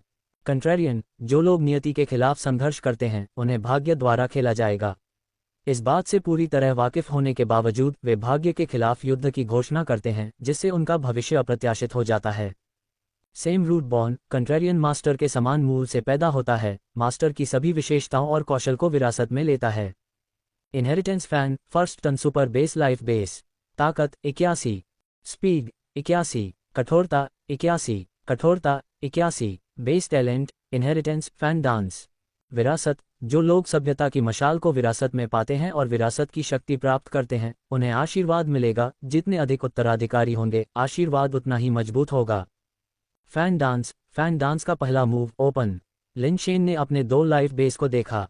पहली नज़र में सुपर बेस कॉन्ट्रारियन भयानक रूप से मजबूत लग रहा था, अपने सभी कौशल का उपयोग करने में सक्षम और अपने सभी गुणों को धारण करने में सक्षम। ऐसा लग रहा था जैसे उसके पास लिनशेन के समान एक अतिरिक्त लड़ाकू था। हालांकि कॉन्ट्रारियन के कौशल का क्या उपयोग था, ये कुछ ऐसा था जिसे वह अभी भी नहीं समझ पाया था। इनहेरिटेंस फैन तुलनात्मक रूप से बहुत अधिक साधारण लग रहा था, जिसमें डबल लाइफ बेस टैलेंट के अलावा कोई विशेष विशेषता नहीं थी। लेकिन करीब से जांच करने पर कोई पा सकता था कि यह वस्तु बाद के चरणों में अजेय थी। लिन शेन ने पहले से ही इनहेरिटेंस फैन पर लेखन का अध्ययन किया था, जो वास्तव में एक इवोल्यूशन स्किल निकला। इससे यह अनुमान लगाया जा सकता है कि जितने अधिक लोग इस विकास कौशल को विकसित करेंगे, ये इनहेरिटेंस फैन को उतना ही अधिक आशीर्वाद प्रदान करेगा। यदि ब्रह्मांड की सभी जातियां भविष्य में इस विकास कौशल को विकसित कर लेंगी, तो इनहेरिटेंस फैन वास्तव में अजेय हो जाएगा। ये चीज़ खेल के अंतिम चरण के लिए थोड़ी ज्यादा थी और शुरुआती चरणों में बहुत उपयोगी नहीं थी। इनहेरिटेंस फैन की विशेषताएं पहले से ही शीर्ष स्तर की थीं। जब तक वह उन अजीबोगरीब मजबूत आरोही का सामना नहीं करता, तब तक ये पर्याप्त से अधिक था। लिन शेन ने वेई वुफू को इन 2 जीवन आधारों की विशेषताओं के बारे में बताया, और सुनने के बाद वेई वुफू ने सिर हिलाया और कहा, बहुत मजबूत। उन दोनों ने पहले जमीन पर पड़े सभी स्पिरिट बेस उठाए। लिन शेन ने 2 पेटेरोसोर सिकल लिए, एक सुपर बेस कॉन्ट्रेरियन को और दूसरा इनहेरिटेंस फैन को सौंप दिया। फिर भी उनमें से किसी ने कोई कदम नहीं उठाया, जिससे लिन शेन को बुरा पूर्वाभास हो गया। इसके बाद लिन शेन ने वेई वुफू से नाइट ग्लो फ्लावर ले लिया। इस बार दोनों ने दिलचस्पी दिखाई। वे लिन शेन के हाथ में नाइट ग्लो फ्लावर चाहते थे। मुझे मत बताओ, इन दोनों चीजों को बढ़ने के लिए उत्परिवर्तित आत्मा आधारों की आवश्यकता है। लिन शेन को लगा जैसे वह किसी जाल में फंस गया हो। वह इतनी जल्दी ऊपर चढ़ सकता था, इसका कारण रियलम किंग ग्रह पर उत्परिवर्तित संसाधन खजाना था। लेकिन रियलम किंग ग्रह पर कोई उत्परिवर्तित संसाधन नहीं थे। वह उन दोनों के बढ़ने के लिए इतने सारे उत्परिवर्तित आत्मा आधार कहां से ढूंढ सकता था। लिन शेन ने यह निराशाजनक समाचार वेई वुफू को सुनाया, जिसने एक पेटेरोसोर सिकल पकड़ा और उसे सीधे अपने व्हाइट रोब पर फेंक दिया। व्हाइट रोब ने पेटेरोसोर सिकल को घेर लिया और जल्द ही उसके भीतर की आत्मा को निकाल दिया, जिससे वह अवशेषों के ढेर में बदल गया जो जमीन पर गिर गया। कोई फायदा नहीं, मुझे दे दो। वेई वुफू ने बिना किसी खेद के अपने व्हाइट रोब को उन स्पिरिट बेस से आत्माओं को अवशोषित करने दिया। दुर्भाग्य से व्हाइट रोब खुद ही उच्च नहीं था और इन आत्माओं को अवशोषित करने और पचाने में समय लगा। कई स्पिरिट बेस के लिए समय की जरूरत थी। लिन शेन निराश हो गया। अब उसके पास केवल नाइट ग्लो फ्लावर था, एक उत्परिवर्तित स्पिरिट बेस, और यह एक अच्छा 7th टन ऑब्जेक्ट था। वह उन्हें अभी इसे अवशोषित करने देने के लिए तैयार नहीं था। लगता है मुझे उस उत्परिवर्तित पेटेरोसोर को परेशान करना होगा। लिन शेन ने उत्परिवर्तित पेटेरोसोर को मारने और उसके उत्परिवर्तित स्पिरिट बेस को अपने लिए लेने की योजना बनाई। अब लिन शेन के गुण इतने मजबूत हैं कि एक साधारण उत्परिवर्ती को मारना कोई समस्या नहीं होनी चाहिए, उसने सोचा। दुर्भाग्य से जब वह रिंग माउंटेन पर पहुंचा, जहां उत्परिवर्तित पेटेरोसोर होना चाहिए था, तो उसका कोई निशान नहीं था। हालांकि उत्परिवर्तित आरोही अंडा अभी भी वहां था। लिन शेन के पास फिलहाल हार मानने के अलावा कोई विकल्प नहीं था। ये देखते हुए कि समय लगभग समाप्त हो गया था, उसने अवधि के अंत की प्रतीक्षा की और वेई वुफू के साथ वापस टेलीपोर्ट हो गया। जब दोनों टेलीपोर्टेशन के माध्यम से वापस लौटे, तब भी सुबह नहीं हुई थी। लिन शेन के मन में एक विचार आया और उसने नाइट ग्लो फ्लावर को बाहर निकाला तथा अपनी स्वयं की आरोही शक्ति से उसे सक्रिय कर दिया। नाइट ग्लो फ्लावर से खिलने वाले इंद्रधनुषी प्रभामंडल ने वास्तव में काले कमरे को रोशन कर दिया। ये चीज़ वास्तव में विशाल रिंग स्टार पर रात को रोशन कर सकती है। लिन शेन ने नाइट ग्लो फ्लावर को पकड़े हुए कहा। जब वह वेई को वापस उसके कमरे में ले गया, रास्ते में कोई घटना नहीं हुई। नाइट ग्लो फ्लावर के साथ हमें अब रात के अंधेरे से पहले वापस न आने की चिंता नहीं करनी पड़ेगी, लिन शेन ने सोचा जब वह अपने कमरे में वापस आया और थोड़ी देर आराम करने के लिए बिस्तर पर लेट गया। दिन के उजाले के बाद लिन शेन ने वेई और यून को नाश्ते के लिए अपने साथ बुलाया। तियानशिन ने उन पर एक नज़र डाली और ठंडे स्वर में कहा, आप वास्तव में इस जगह को अपने घर की तरह मानते हैं, सभी प्रकार के लोगों को घर लाते हैं। यदि आपको इससे कोई समस्या है तो अपने चचेरे भाई से बात करें, लिन शेन ने खाते समय उत्तर दिया, तियानशिन के मौखिक प्रहारों से अप्रभावित। खाने के अलावा तुम और क्या कर सकते हो? क्या तुमने कल रात कॉस्मिक रेनबो लाइट घटना देखी? दूसरे लोग ऐसी घटनाओं को बुला सकते हैं और तुम अभी भी यहाँ पूरे दिन केवल खा रहे हो। भले ही तुम कोई घटना न ला सको, कम से कम ऊपर चढ़ने की कोशिश तो करो। तियानशिन ने तिरस्कार के साथ लिन शेन पर कटाक्ष किया। तुम ऐसे बात कर रहे हो जैसे कि जब तुम ऊपर चढ़े थे तो तुमने कॉस्मिक रेनबो लाइट घटना को जन्म दिया था। लिन शेन ने पलटवार किया, जिससे तियानशिन अवाक रह गया। नाश्ता खत्म भी नहीं हुआ था कि तियानशिन इतनी नाराज हो गई कि वह और कुछ नहीं खा सकी और उठकर चली गई। हालांकि लिन शेन ने इतनी परवाह नहीं की और बस खाना जारी रखा। यहाँ का खाना वाकई अच्छा था, कम से कम उससे तो बेहतर जो वह खुद बना सकता था। MVLMAPO पर दुनिया की खोज करें। श्री लिन शेन, मैं तुम्हारे साथ एक व्यापारिक प्रस्ताव पर चर्चा करना चाहता हूँ। मैं यहाँ जायंट रिंग स्टार पर कुछ छोटा मोटा व्यापार करने की सोच रहा हूँ। सबसे बड़ी बहन ने अचानक बात करना शुरू कर दिया। जरूर बड़ी बहन, तुम क्या व्यापार करना चाहती हो? लिन शेन जानता था कि उसकी बहन ऐसी नहीं है जो चुपचाप बैठी रह सके। पूरे दिन पैराडाइज पैलेस में रहने से वह निश्चित रूप से पागल हो जाएगी। सबसे बड़ी बहन ने तुरंत दस्तावेजों का एक ढेर निकाला और उन्हें पलटते हुए उन पर लिखी गहन जानकारी की ओर इशारा किया और लिन शेन से कहा, मैंने हाल ही में जायंट रिंग स्टार पर कुछ विश्लेषण किया है। मुझे लगता है कि जायंट रिंग स्टार का ये विशेष उत्पाद भविष्य में निश्चित रूप से कीमत में आसमान छुएगा, इसलिए मैं अभी इस उत्पाद को खरीदने की योजना बना रही हूँ। कौन सा विशेष उत्पाद? लिन शेन ने उस दस्तावेज पर नजर डाली जिसका उसकी बहन उल्लेख कर रही थी, जिस पर एक चित्र बना हुआ था। उसकी बहन के ड्राइंग कौशल लिन शेन से बहुत बेहतर थे, जो केवल स्टिक फिगर बना सकती थी, जबकि उसकी ड्राइंग लगभग तस्वीरों जैसी थी। यह एक धातु सामग्री थी जो आलू की तरह दिखती थी, संभवतः किसी बेस म्यूटेशन पौधे की कंद जड़। ये जायंट रिंग स्टार पर पाया जाने वाला steel level base mutation plant है। ग्रह पर कई जगहों पर यह बेस म्यूटेशन प्लांट उग रहा है क्योंकि इसे जायंट रिंग स्टार पर खोजा गया था और इसका अभी तक कोई नाम नहीं है।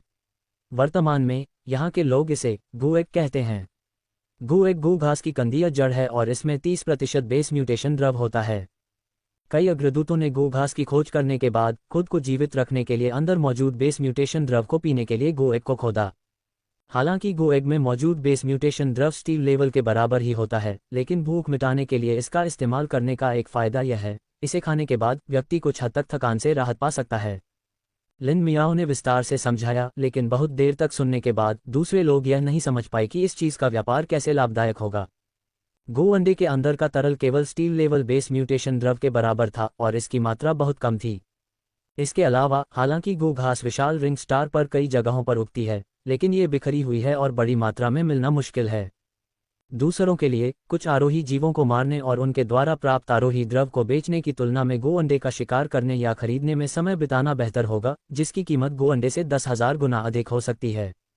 उनके बीच भ्रम को देखते हुए लिन मियाओ मुस्कुराए और कहा, सबसे पहले हम जितना संभव हो सके उतने गो अंडे खरीदने की कोशिश करेंगे और उन क्षेत्रों को खरीदना सबसे अच्छा होगा जहां वे उत्पादित होते हैं। बाद में मैं इसे एक नया नाम देने की योजना बना रहा हूं। एक नया नाम? लिन शेन कुछ हैरान था। चाहे इसका नाम कैसे भी रखा गया हो, यह अभी भी एक स्टील लेवल सामग्री ही थी। इसे कितने में बेचा जा सकता है? हाँ, एक नया नाम। मैंने पहले ही इसके बारे में सोच लिया है। गू ग्रास को किडनी ट्रेजर ग्रास कहा जाएगा और गो एग को किडनी ट्रेजर पिल कहा जाएगा।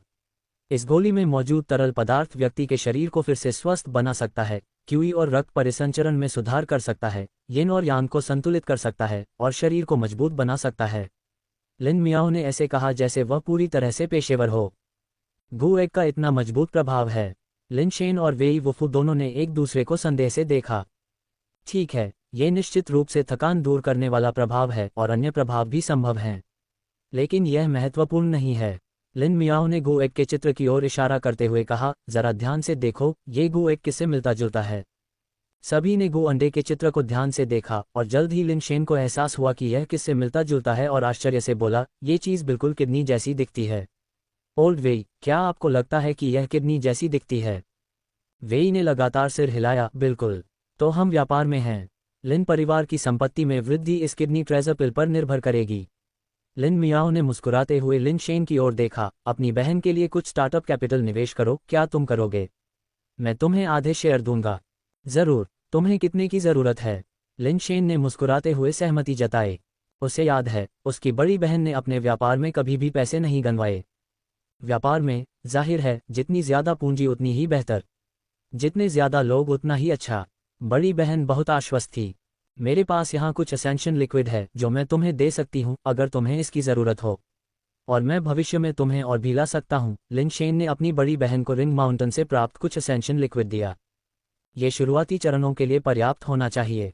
तुम्हारा उड़ने वाला वाहन भी उपयोग में नहीं है, क्या मैं इसे कुछ समय के लिए उधार ले सकता हूँ, बहन? लिन मियाओ ने पूछा। ज़रूर, तुम इसे ले सकती हो, बस इसे नुकसान मत पहुंचाना, किसी खास ने मुझे दिया है और इसका भावनात्मक मूल्य है। लिन शेन ने चाबियां लिन मियाओ को सौंप दी। मुझे पता है, ये तुम्हारी भाभी की ओर से एक उपहार था। चिंता मत करो, मैं इसे सिर्फ दिखावा करने के लिए इस्तेमाल करूंगा, इसे ज्यादा जोर से नहीं दबाऊंगा। लिन मियाओ ने चाबियां ले लीं। क्या तुम्हें किसी मदद की जरूरत है? लिन शेन ने फिर पूछा। कोई जरूरत नहीं। व्यापार का मतलब एक व्यक्ति का मुनाफा कमाना नहीं है, बल्कि कई लोगों का मिलकर काम करके लाभ कमाना है। मैं यू और गांव वालों का इस्तेमाल करने की योजना बना रही हूँ। लिन मियाओ ने अपनी योजनाओं के बारे में उत्साह से बात की। बहन, मैं इन चीज़ों को नहीं समझती। जब तक तुमने फैसला कर लिया है, मुझे कोई दिक्कत नहीं है। मैं सिर्फ पैसे खर्च करने के लिए जिम्मेदार हूँ। लिन शेन को इन मामलों में कोई दिलचस्पी नहीं थी। वह पैसे कमाने से ज्यादा अपनी शक्ति बढ़ाने के लिए उत्सुक था। उसके पास अभी भी एक अग्नि बीज अंडा था जो फूटा नहीं था, और उसे तियानजुन के शरीर से अग्नि बीज भी इकट्ठा करना था। उसके जीवन आधार के पुनर्जन्मों की संख्या को भी जल्दी से बढ़ाने की जरूरत थी। हालांकि आरोही स्तर मजबूत था। अगर लिन परिवार के दुश्मन वास्तव में दीमैन जनजाति से थे तो आरोही स्तर पर्याप्त नहीं होगा। लिन शेन ने दोनों जीवन आधारों के लिए 10वां मोड़ हासिल करने की योजना बनाई, फिर निर्वाण से गुजरना। उसे जितने विविध संसाधनों की जरूरत थी वह खगोलीय था, इसलिए उसे जल्दी से एक समाधान खोजना था। ये देखकर कि लिन शेन की दिलचस्पी नहीं है, उसकी बड़ी बहन ने आगे बात नहीं की और जाने से पहले उड़ने वाले वाहन और असेंशन लिक्विड की चाबियां ले लीं। वे अगले कुछ दिनों तक मेरी बहन पर नजर रखना। लिन शेन को लगा कि विशालकाय रिंग स्टार पर कोई भी उसकी बहन को छूने की हिम्मत नहीं करेगा जब वह उस उड़ने वाले वाहन में होगी, लेकिन वह अभी भी कुछ असहज था।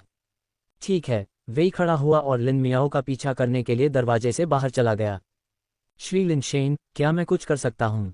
जैसे ही लिन शेन खड़े होकर अपने कमरे में वापस जाने वाले थे, यूं ने अचानक उन्हें पकड़ लिया और पूछा, यहाँ आपके अध्ययन के लिए एक आंदोलन तकनीक है। लिन शेन ने यूं को वही आंदोलन तकनीक दी जो उसने जुओ किंगलोंग को दी थी। वह बिना सफलता के इसका अभ्यास कर रहा था, इसका सार समझने में असमर्थ था। मुख्य रूप से क्योंकि इस तकनीक के लिए उस बिंदु तक परिचित होना आवश्यक था जहां शरीर स्वाभाविक रूप से प्रतिक्रिया करता है। लिन शेन एक रास्ता को बर्दाश्त नहीं कर सकता था और उसने बहुत कम प्रगति की थी, इसलिए उसने यून को इसे आजमाने देने का फैसला किया। यून समझ गया कि लिन शेन क्या चाहता था। लिन शेन से कागज लेते हुए उसने गंभीरता से कहा, श्री लिन शेन, निश्चिंत रहें, मैं इसे जितनी जल्दी हो सके सीख लूंगा और निश्चित रूप से आपको निराश नहीं करूंगा। यून के जाने के बाद लिन शेन प्रस्थान करने के लिए तैयार था। वह उत्परिवर्तित सुपरसोर्स ड्रैगन के लिए रिंग माउंटेन ग्रह पर अपनी खोज जारी रखना चाहता था और जितनी जल्दी हो सके आवश्यक उत्परिवर्तित स्पिरिट बेस प्राप्त करना चाहता था। डेथ पाउडर से सोल हार्वेस्टिंग कौशल को भी सुधारने की आवश्यकता थी और उसका 3 हेडेड ड्रैगन माउंट उसका इंतजार कर रहा था। लिन शेन के घर से निकलने से पहले तियान शिन, जो पहले गुस्से में भड़क गया था, अप्रत्याशित रूप से मुख्य द्वार से वापस आ गया। और वह अकेली नहीं थी, तियानजुन उसके साथ था। मेरे छोटे प्रेमी, मुझे पता था कि तुम्हें मारना इतना आसान नहीं है। तियानजुन लिन शेन के पास गया और उसे गले लगा लिया। तियानजुन की लंबाई लिन शेन जितनी ही थी और इस तरह के गले लगने के आश्चर्य ने लिन शेन को तुरंत अपनी छाती पर एक आश्चर्यजनक रूप से नर्म और झिलमिलाती सनसनी का एहसास कराया। छोटी चाची, क्या आप गंभीर मामलों के बारे में बात नहीं करने जा रही थीं? तियानजिन वास्तव में इसे बर्दाश्त नहीं कर सका और उसने बगल से याद दिलाया। तभी तियानजुन ने लिन शेन को छोड़ दिया। मुस्कुराते हुए उसने कहा, शेन, वे वफूही वह व्यक्ति होगा जिसने आपको आरोही अंडा भेजा होगा, है न? आप कब आरोही बनने की योजना बना रहे हैं? मैं पहले ही चढ़ चुका हूँ, लिन शेन ने उत्तर दिया। आप कब चढ़े? मुझे कैसे पता नहीं चला? तियानजिन ने आश्चर्य और भ्रम में पूछा। आपने मुझसे कभी नहीं पूछा, लिन शेन ने उदासीनता से कहा। नहीं, जानने में कुछ भी अजीब नहीं है। आपको किस तरह का जीवन आधार मिला? तियानजुन ने मुस्कुराते हुए पूछा। लिन शेन ने इनहेरिटेंस फैन निकाला, जो बिना खोले एक अजीब छोटे कर्मचारी की तरह लग रहा था। एक छोर पर चौड़ा और दूसरे पर संकीर्ण और बहुत आकर्षक नहीं था। लिन शेन ने उन्हें देखने पर बुरा नहीं माना, क्योंकि इनहेरिटेंस फैन को आमतौर पर खोला नहीं जा सकता था, केवल इसके बेस टैलेंट फैन डांस का उपयोग करते समय ही इसे खोला जा सकता था। काफी सामान्य, तियानजुन ने ठंडी सांस ली। लिन शेन ने उसे अनदेखा कर दिया। उसके विचार बदल गए और इनहेरिटेंस फैन सक्रिय हो गया, हवा में कुछ चक्कर लगाए।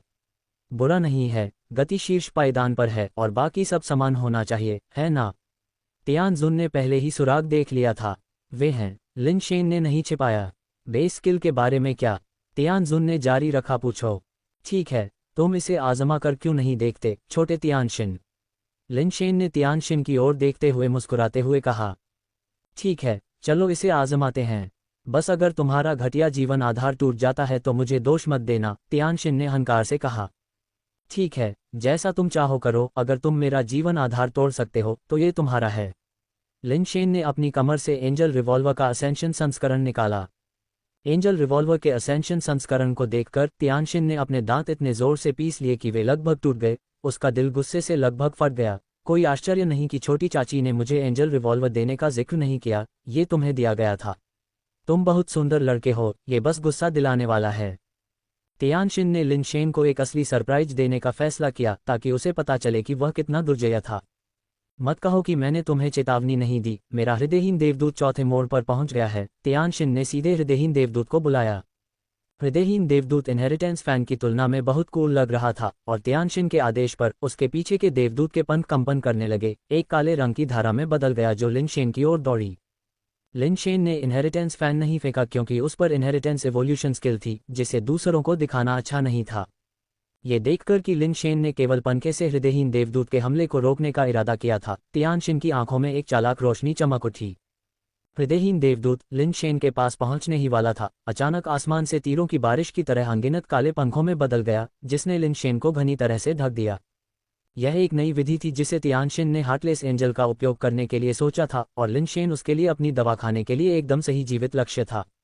लिन शेन अपने दिल में हैरान था, उसने वास्तव में उम्मीद नहीं की थी कि हार्टलेस एंजल का भी इस तरह से इस्तेमाल किया जा सकता है। ये तियानशिन वास्तव में बदकिस्मत है। अगर उसने ये चाल किसी और पर इस्तेमाल की होती तो यह निश्चित रूप से असाधारण रूप से प्रभावी होती, लेकिन यह मेरे इनहेरिटेंस फैन के खिलाफ हुआ, इसलिए मुझे डर है कि यह बहुत बुरा है। लिन शेन ने अपने दिल में तियानशिन के लिए दुख की पीड़ा महसूस की। उसने पंखे को पकड़े हुए अपनी कलाई को झटका दिया और इनहेरिटेंस फैन एक झटके के साथ खुल गया। इनहेरिटेंस एवोल्यूशन स्किल से अंकित पक्ष लिन शेन की अपनी छाती की ओर था जो दूसरों के लिए अदृश्य था। खुले हुए इनहेरिटेंस फैन ने मोर के डिस्प्ले की तरह न केवल पंखे की हड्डियों को फैलाया बल्कि प्रत्येक पसली के सिरे पर मोर के पंखों की तरह चमकदार सफ़ेद रोशनी भी पैदा की।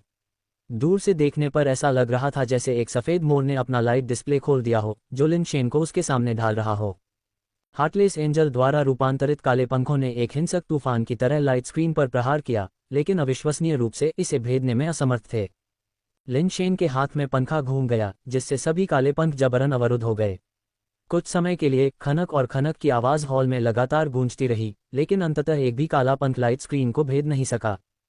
फिर व्यर्थ काले पंख हवा में काले कवच वाले हार्टलेस एंजल में वापस मिल गए। लिन शेन ने अपनी हथेली हिलाई और इनहेरिटेंस फैन पर रोशनी वापस आ गई, पंखे की हड्डियां भी बंद हो गईं, अपनी छड़ जैसी उपस्थिति में वापस आ गईं और उसने लापरवाही से अपने हाथ में इसके साथ खिलवाड़ किया। फैन डांस की पहली चाल ओपन इनहेरिटेंस फैन को खोलते समय प्रकाश के पंखों को मुक्त कर सकती थी।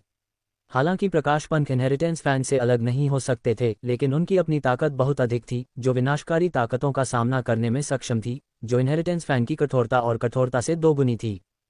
बेशक ये चाल सिर्फ बचाव के लिए नहीं थी, इसका इस्तेमाल हमले के लिए भी किया जा सकता था। हालांकि चूंकि प्रकाश पंख गति या ताकत नहीं बढ़ाते थे, इसलिए वे हमले की शक्ति या गति को बढ़ा नहीं सकते थे। फिर भी बचाव के लिए वे पर्याप्त से अधिक थे। बहुत अच्छा, यह उपयोग करने के लिए पर्याप्त है। तियानजुन ने तियानजिन को रोका जो हमला जारी रखना चाहता था और लिन शेन से मुस्कुराते हुए कहा, कुछ ऐसा है जिसमें मुझे आपकी मदद की ज़रूरत है। आपकी ताकत और आपके जीवन आधार के साथ यह मुश्किल नहीं होना चाहिए। यह क्या है? लिन शेन को नहीं पता था कि तियानजुन को उसकी किस मदद की ज़रूरत हो सकती है। हमारे तीनों परिवारों ने मिलकर एक अच्छी जगह ढूंढ ली है, लेकिन इससे हितों को लेकर कुछ विवाद भी हुए हैं। हम जैसे लोग वास्तव में युद्ध में अकेले नहीं जा सकते, ये किसी के लिए भी अच्छा नहीं होगा। इसलिए हमने युद्ध में हमारा प्रतिनिधित्व करने के लिए प्रत्येक को एक आरोही चुनने का फैसला किया। जीतने वाला पक्ष उस स्थान का स्वामित्व प्राप्त करेगा। मूल रूप से मैं चाहता था कि तियानशिन मेरा प्रतिनिधित्व करे, लेकिन युद्ध में कोई उपकरण, कोई आत्मा आधार और कोई पालतू जानवर नहीं होने की पाबंदियां लगाई गई हैं, केवल व्यक्तिगत क्षमताएं और जीवन आधार। इसलिए मैं चाहता हूं कि तुम मेरा प्रतिनिधित्व करो, तियानजुन ने समझाया। उनके बिना भी तियानशिन की ताकत मेरी ताकत से कम नहीं है न? लिन शेन अभी भी कुछ हद तक हैरान था। तियानशिन कमज़ोर नहीं था, वास्तव में उसकी ताकत बहुत बढ़िया थी। फिर तियानजुन ने तियानशिन को लड़ने क्यों नहीं दिया? तियानशिन ने गुस्से में कहा, आखिरकार तुमने कुछ समझदारी वाली बात कह दी। अगर ची परिवार के चिबाना होते जिनका जीवन आधार मेरे जीवन आधार का प्रतिकार करता है, तो मैं तुम्हें इस अवसर का लाभ क्यों उठाने देता? तियानजुन ने समझाया, क्योंकि युद्ध का मैदान चेसबोर्ड द्वीप पर है, जो एक छोटी सी जगह है। द्वीप को छोड़ना नुकसान के रूप में गिना जाता है और तियानजिन और हार्टलेस एंजल वहां बहुत विवश होंगे। चिबा का जीवन आधार थंडर गॉड है, जिसके पास एक विस्तृत सीमा वाला हमला प्रकार का आधार प्रतिभा है, जो आसानी से लोगों को चेसबोर्ड द्वीप की सीमा से बाहर उड़ा सकता है। आपका जीवन आधार और क्षमताएं उसका मुकाबला करने के लिए होती हैं। लिन शेन ने मना नहीं किया। आखिरकार वे पैराडाइज द्वीप से मुफ्त में पैसे कमा रहे थे, बदले में कुछ न करना उनके लिए ठीक नहीं होगा। इस मामले के हल हो जाने के बाद मैं आपको और तियानजिन को एक साथ स्काई पिनेकल स्टार पर भेजने की योजना बना रहा हूं, तियानजुन ने अचानक कहा। किस लिए? लिन शेन हैरान था। वह केवल इतना जानता था कि sky pinnacle star celestial race का होम स्टार था। स्काई पिनेकल स्टार के ऊपर एक असेंशन पूल है। बेस म्यूटेशन पूल जिसका आपने पहले इस्तेमाल किया था, वह तकनीक असेंशन पूल के अनुकरण से आती है। मैं आपको स्काई पिनेकल स्टार पर इस उम्मीद में भेज रहा हूं कि आप असेंशन पूल में प्रवेश करने के लिए योग्यता प्राप्त कर सकते हैं। असेंशन पूल की मदद से आपके जीवन आधार जल्दी से उच्च मोड़ तक पहुंच सकते हैं। यदि आप भाग्यशाली हैं तो असेंशन पूल आपके जीवन आधार को 7वें मोड़ के आसपास बढ़ाने में सक्षम होना चाहिए, उन्होंने समझाया। थोड़ी देर रुकने के बाद तियानजुन ने गंभीरता से कहा, असेंशन पूल न केवल आपके जीवन आधारों को तेजी से विकसित करने में मदद कर सकता है, बल्कि यह आपके अंतिम निर्वाण के लिए भी बहुत फायदेमंद है। तियानजुन ने लिन शेन और तियानशिन को बताया कि निर्वाण प्राप्त करने के 2 रास्ते हैं, लघु निर्वाण और महान निर्वाण। बेस म्यूटेशन और असेंशन के लिए केवल एक कदम दर कदम पदोन्नति की आवश्यकता होती है, जो बहुत खतरनाक नहीं था। लेकिन निर्वाण का जोखिम बहुत अधिक था। लघु निर्वाण का मार्ग थोड़ा कम जोखिम भरा था, और यदि केवल शरीर क्षतिग्रस्त था तो ठीक होने के बाद फिर से प्रयास करने का अवसर होगा। हालांकि यदि कोई महान निर्वाण का मार्ग अपनाता है तो बहुत संभावना है कि केवल एक ही मौका होगा। यदि कोई असफल हो जाता है तो बचने की संभावना लगभग नगण्य थी। लघु निर्वाण अपेक्षाकृत सरल था, आधार उत्परिवर्तन दर को 100% तक बढ़ाने के उसी पुराने मार्ग का अनुसरण करना, फिर जीवन आधार की पुनर्जन्म गणना को यथासंभव बढ़ाने की कोशिश करना और अंत में निर्वाण का मौका पाने के लिए निर्वाण अंडा खोजना। आमतौर पर लघु निर्वाण घातक नहीं होता, लेकिन सफलता दर बहुत अधिक नहीं थी, और एक और जोखिम था। कुछ लोग जो लघु निर्वाण में सफल हुए, बाद में अपनी पिछली यादें खो बैठे और उनके शरीर पूरी तरह से निर्वाण प्राणी बन गए और अपना शेष जीवन ऐसे प्राणियों के रूप में जीने लगे। ऐसा इसलिए था क्योंकि निर्वाण प्राणियों में स्वयं मजबूत जीवन शक्ति और आध्यात्मिक भावना होती है। यहाँ तक कि एक निर्वाण अंडा जो अभी तक आकार नहीं ले पाया है, वह भी लघु निर्वाण की प्रक्रिया के दौरान व्यक्ति की आध्यात्मिक भावना को प्रभावित कर सकता है। यदि कोई व्यक्ति निर्वाण प्राणी की आध्यात्मिक भावना को ही पराजित कर सकता है तो निर्वाण पूरा हो सकता है। MV पर रोमांच खोजें। लेकिन यदि कोई व्यक्ति निर्वाण प्राणी की आध्यात्मिक भावना को पराजित करने में विफल रहता है या इससे अभिभूत हो जाता है, तो शरीर निर्वाण प्राणी बनने की दिशा में विकसित होगा और अंततः एक निर्वाण प्राणी में बदल जाएगा। बेहतर परिणाम में मानव इच्छा के कुछ अवशेष रह सकते हैं, लेकिन बदतर मामलों में उनकी मानवीय इच्छा पूरी तरह से खत्म हो जाएगी। उनका शरीर निर्वाण प्राणी के लिए मात्र एक वस्त्र बन जाएगा। चुना गया निर्वाण अंडा जितना मजबूत होगा, जोखिम उतना ही अधिक होगा। इसलिए अपेक्षाकृत कम ताकत और कम पुनर्जन्म वाले कई आरोही जो निर्वाण पर चढ़ना चाहते थे, वे माइनर निर्वाण को पूरा करने के लिए निर्वाण स्तर पर अपेक्षाकृत कमजोर निर्वाण अंडे का चयन करेंगे। भले ही वे असफल हो जाएं, लेकिन उन्हें बहुत अधिक नुकसान नहीं होगा और उन्हें भविष्य में फिर से प्रयास करने का मौका मिलेगा। महान निर्वाण की कठिनाई माइनर निर्वाण से कहीं अधिक है। यह ऐसी समस्या नहीं थी जिसे केवल एक निर्वाण अंडे से हल किया जा सके। महान निर्वाण को पूरा करने के लिए किसी को सक्रिय रूप से बेस वेरिएंट प्राणी में बदलना पड़ता था, फिर से शुरू करना पड़ता था और अंततः निर्वाण के माध्यम से निर्वाण स्तर में पुनर्जन्म लेना पड़ता था। ये प्रक्रिया माइनर निर्वाण की तुलना में बहुत अधिक जटिल थी और इसके लिए अधिक संसाधनों और तैयारी की आवश्यकता थी। अंतिम सफलता की दर भी बहुत कम थी। शक्तिशाली और प्रतिष्ठित परिवारों के प्रतिभाशाली लोग भी ग्रेट निर्वाण से बच नहीं सकते थे। कुछ लोग बेस वेरिएंट प्राणियों में बदलने के बाद निर्वाण स्तर तक पहुंचने से पहले ही मर गए। अन्य लोगों ने इस प्रक्रिया के दौरान अपनी मानवीय चेतना खो दी और मानवता से रहित वास्तविक बेस वेरिएंट प्राणी बन गए। और कुछ निर्वाण की प्रक्रिया के दौरान मर गए, अपने मानव रूप को पुनः प्राप्त करने में असमर्थ। तियानजुन अपनी मिश्रित विरासत के बावजूद अत्यधिक रक्त चेतन सेलेस्टियल रेस के भीतर सेलेस्टियल कोर्ट में सीट हासिल करने में सक्षम थी। इसका कारण यह था कि वह एक महान निर्वाण प्राणी थी। महान निर्वाण को पूरा करने के लिए किसी को बेस म्यूटेशन का मूल ग्रह खोजना होगा। बेस म्यूटेशन के मूल ग्रहों और जीवन ग्रहों के बीच अंतर यह है कि पूर्व में स्वाभाविक रूप से मानव जैसे प्राणियों का अभाव है और यह बेस वेरिएंट प्राणियों का जन्मस्थान है। उन मूल ग्रहों पर बेस म्यूटेशन के स्थान मौजूद हैं जहां आरोही भूमि की शक्ति का उपयोग बेस वेरिएंट प्राणियों के रूप में पुनर्जन्म लेने और इस तरह निर्वाण की ओर विकसित होने के लिए कर सकते हैं। बेस म्यूटेशन की भूमि के बीच अलग अलग गुण हैं। कुछ केवल साधारण बेस वेरिएंट जीवों का प्रजनन कर सकते हैं, जबकि अन्य उत्परिवर्तित जीवों का पोषण कर सकते हैं। कुछ भूमि सीधे आरोही जीवों या यहाँ तक कि निर्वाण जीवों को जन्म दे सकती हैं। यदि कोई ऐसी उच्च स्तरीय भूमि पा सकता है तो सीधे निर्वाण प्राणी के रूप में पुनर्जन्म लेना संभव हो सकता है। बेशक भूमि जितनी उच्च स्तरीय होगी, उस ग्रह पर उतने ही उच्च स्तरीय जीव होंगे, जो अपने आप में अधिक जोखिम लेकर आता है। यदि यह ऐसी भूमि है जो निर्वाण जीवों का प्रजनन कर सकती है, तो उस ग्रह पर कई निर्वाण जीव होने की संभावना है और यह संदिग्ध होगा कि क्या कोई आरोही भूमि तक पहुंचने के लिए पर्याप्त समय तक जीवित रह सकता है। इसके अलावा ऐसे ग्रह अक्सर शक्तिशाली जातियों के नियंत्रण में होते हैं और उन पर जाने का अधिकार प्राप्त करना आसान नहीं होगा। भले ही कोई ऐसी उच्च स्तरीय भूमि का उपयोग कर सकता है, फिर भी एक चुनौती बनी हुई है, निर्वाण के बाद मानव रूप को कैसे पुनः प्राप्त किया जाए। ये प्रक्रिया आमतौर पर निर्वाण के दौरान पूरी होती है। यदि कोई व्यक्ति सीधे निर्वाण प्राणी के रूप में पुनर्जन्म लेता है तो उसके लिए मानव रूप में वापस आना मुश्किल हो जाता है। हालांकि यह असंभव नहीं है, क्योंकि कुछ लोग सफल हुए हैं, लेकिन यह वास्तव में बहुत मुश्किल है और सफलता दर बहुत कम है। अधिकांश लोग अपना शेष जीवन निर्वाण प्राणी के रूप में ही जी सकते हैं। स्वाभाविक रूप से बेस म्यूटेशन की भूमि का स्तर जितना ऊंचा होगा, जन्म लेने वाला बेस वेरिएंट प्राणी उतना ही मजबूत होगा, और यदि कोई वहां महान निर्वाण पूरा करता है तो उसकी जन्मजात ताकत भी उसी अनुपात में अधिक होगी। उदाहरण के लिए, तियानजुन का पुनर्जन्म निर्वाण स्तर के एक सेराफ के शरीर में हुआ था। यही कारण है कि वह निर्वाण स्तर के लोगों के बीच एक बहुत ही दुर्जय अस्तित्व है। क्योंकि वह एक सेराफ के रूप में पुनर्जन्म लेती है, इसलिए सेलेस्टियल रेस भी उसकी मिश्रित विरासत को इतने उच्च स्तर तक सहन करने के लिए तैयार थी। स्काई पिनिकल स्टार पर असेंशन पूल वास्तव में सेलेस्टियल रेस की जबरदस्त उपलब्धि थी, जिसमें उन्होंने एक मूल ग्रह से बेस म्यूटेशन की पूरी भूमि को खोदकर स्काई पिनिकल स्टार के भीतर प्रत्यारोपित किया था। अपने आप में असेंशन पूल असेंडेड प्राणियों को जन्म दे सकता था, और सेलेस्टियल रेस के संशोधनों के बाद इसने एक असेंडर के जीवन आधार के पुनर्जन्म को तेजी से प्रेरित करने की क्षमता प्राप्त की। तियानशुन ने लिन शेन और तियानशिन को आरोही पूल का उपयोग करने के लिए आमंत्रित किया, जिससे उन्हें बेस म्यूटेशन की भूमि के भीतर पुनर्जन्म के अनुभव का स्वाद भी मिल सके। हालांकि यह पूर्ण नहीं था, लेकिन यह एक मूल्यवान अनुभव था जो उनके महान निर्वाण की अंतिम खोज के लिए सहायक होगा। बेस म्यूटेशन के मूल ग्रह के उल्लेख ने लिन शेन को रिंग माउंटेन ग्रह के बारे में सोचने पर मजबूर कर दिया, जो तियानशुन द्वारा वर्णित मूल ग्रह से काफी मिलता जुलता था।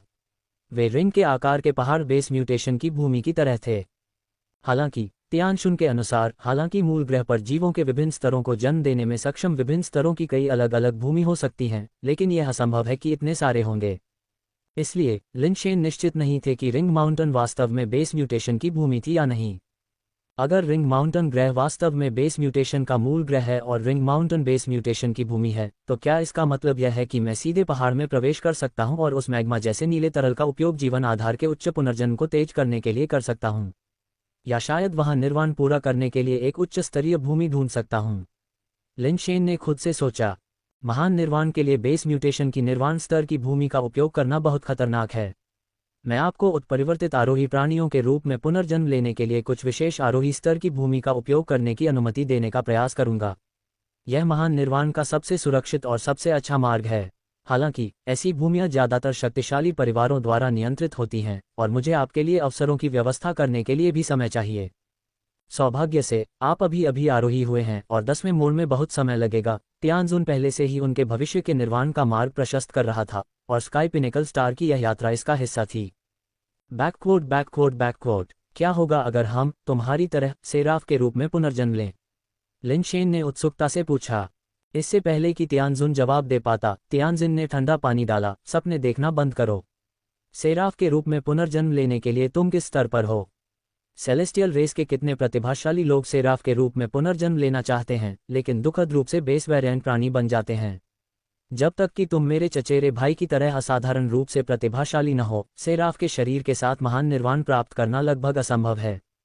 तियानजुन ने समझाया, मैं सेराफ के शरीर के साथ महान निर्वाण प्राप्त करने में सक्षम था क्योंकि मेरे पास सेलेस्टियल और स्पिरिट कबीले की दोहरी वंशावली है, जिसमें सेलेस्टियल का भौतिक लाभ और स्पिरिट कबीले की आध्यात्मिक भावना है। यह एक संयोग था। आप मानव मूल के हैं, इन शर्तों का अभाव है, इसलिए एक सेराफ के रूप में पुनर्जन्म लेना एक बुद्धिमान विकल्प नहीं है। मैं समझ गया, लिन शेन ने अचानक समझकर जवाब दिया। तीनों परिवारों के बीच प्रतिद्वंद्विता के लिए यदि आप तैयार हैं तो मैं अभी आपका नाम आगे रखूंगा, तियानजुन ने कहा। मैं अपना सर्वश्रेष्ठ प्रदर्शन करूंगा, लेकिन अगर मैं पहले स्थान पर नहीं आता हूं तो मुझे दोष न दें, लिन शेन ने जवाब दिया। आखिरकार उसने अभी अभी आरोही हासिल की थी और अपने विरोधियों के बारे में ज्यादा नहीं जानता था, इसलिए उसने कोई गारंटी देने की हिम्मत नहीं की। बेशक वह अभी भी खुद पर काफी आश्वस्त था। जब तक कि वह डीएस बड़ी ई और ये या जैसे सन के आरोही का सामना नहीं करता, तब तक अधिकांश उच्च स्तरीय आरोही उसके लिए कोई खतरा नहीं थे। यदि आपके पास चीबा से निपटने का आत्मविश्वास भी नहीं है तो ये बहुत कमजोर है, तियानजिन ने कहा। लिन शेन पर चुटकी लेने का कोई मौका नहीं छोड़ा। यदि आप इतने आश्वस्त हैं, तुम क्यों नहीं जाते? लिन शेन ने मुस्कुराते हुए कहा। तियानशिन का चेहरा लाल हो गया और वह कोई जवाब नहीं दे पाए। एन फैमिली से कौन आरोही लड़ाई में शामिल हो रहा है? लिन शेन ने पूछा। आपको उनके बारे में चिंता करने की जरूरत नहीं है। ये वही इंसान है जो हमारे साथ निषिद्ध क्षेत्र में गया था। एन फैमिली के पास यहाँ कोई विशेष रूप से मजबूत आरोही नहीं है, वे इस हद तक गिर गए हैं कि उन्होंने एक इंसान को अखाड़े में प्रवेश करने दिया, तियानशिन ने कहा, लेकिन फिर चुप हो गई। उसे अचानक एहसास हुआ कि उनकी टीम भी एन परिवार की तरह ही एक इंसान को मैदान में उतार रही है। जिमिन स्वॉर्ट्समैन ने आरोहण प्राप्त कर लिया है। लिन शेन को कुछ आश्चर्य हुआ, लेकिन इसके बारे में सोचने पर यह समझ में आया। जिमिन स्वॉर्ट्समैन लंबे समय से शीर्ष क्रिस्टल बेस स्तर पर था और उसने विशालकाय रिंग स्टार पर इतना लंबा समय बिताया था। इसके अलावा उच्च रैंकिंग वाले सेलेस्टियल से अनुग्रह प्राप्त करने के बाद यह कोई आश्चर्य की बात नहीं थी कि उसने आरोहण प्राप्त किया। लिन शेन को उत्सुकता थी कि जिमिन स्वॉर्ट्समैन का जीवन आधार क्या होगा। वह इंसान सरल नहीं है, उसे कम मत आंको, तियानजुन ने चेतावनी दी। तुम उसके साथ विशालकाय रिंग स्टार पर आए हो, इसलिए तुम्हें उसके बारे में थोड़ा बहुत पता होना चाहिए, है ना? तियानजुन को यह भी एहसास हुआ कि लिन शेन और जिमिन स्वॉर्ट्समैन शायद बहुत परिचित नहीं हैं, अन्यथा लिन शेन जिमिन स्वॉर्ट्समैन को उसके पास ले आती। थोड़ा, ज्यादा नहीं, लेकिन वह वाकई बहुत मजबूत है, शायद चीबा से भी ज्यादा मुश्किल से निपट सकता है। लिन शेन को हमेशा लगता था कि जिमिन तलवारबाज दूसरों से अलग तरीके से बहुत मजबूत है। जीत सकते हो तो जीतो, अगर नहीं जीत सकते तो खुद को मजबूर करने की जरूरत नहीं है, तियानजुन ने सलाह दी। अगर मैं जीत जाता हूं तो क्या मैं एक छोटी सी मांग कर सकता हूं? लिन शेन ने अचानक पूछा। मेरे चचेरे भाई ने तुम्हें इतने सारे लाभ दिए हैं और तुम फिर भी मांग करना चाहते हो? क्या तुम्हें कोई शर्म नहीं है? तियानजुन ने गुस्से से देखा और झल्लाया। बस जो कहना है कहो, तियानजुन ने बिना किसी परेशानी के मुस्कुराते हुए जवाब दिया। लिन शेन ने सीधे जवाब नहीं दिया, इसके बजाय वह तियानजुन के पास गया, अपने होंठ उसके कान के पास लाए और फुसफुसाया, अगर मैं जीतता हूं तो इनाम के तौर पर मैं तुम्हें एक रात के लिए पकड़कर सोना चाहूंगा। क्या ये ठीक है? तियानशिन ने कान खड़े करके चुपके से सुनने की कोशिश की, लेकिन कुछ समझ नहीं पाए।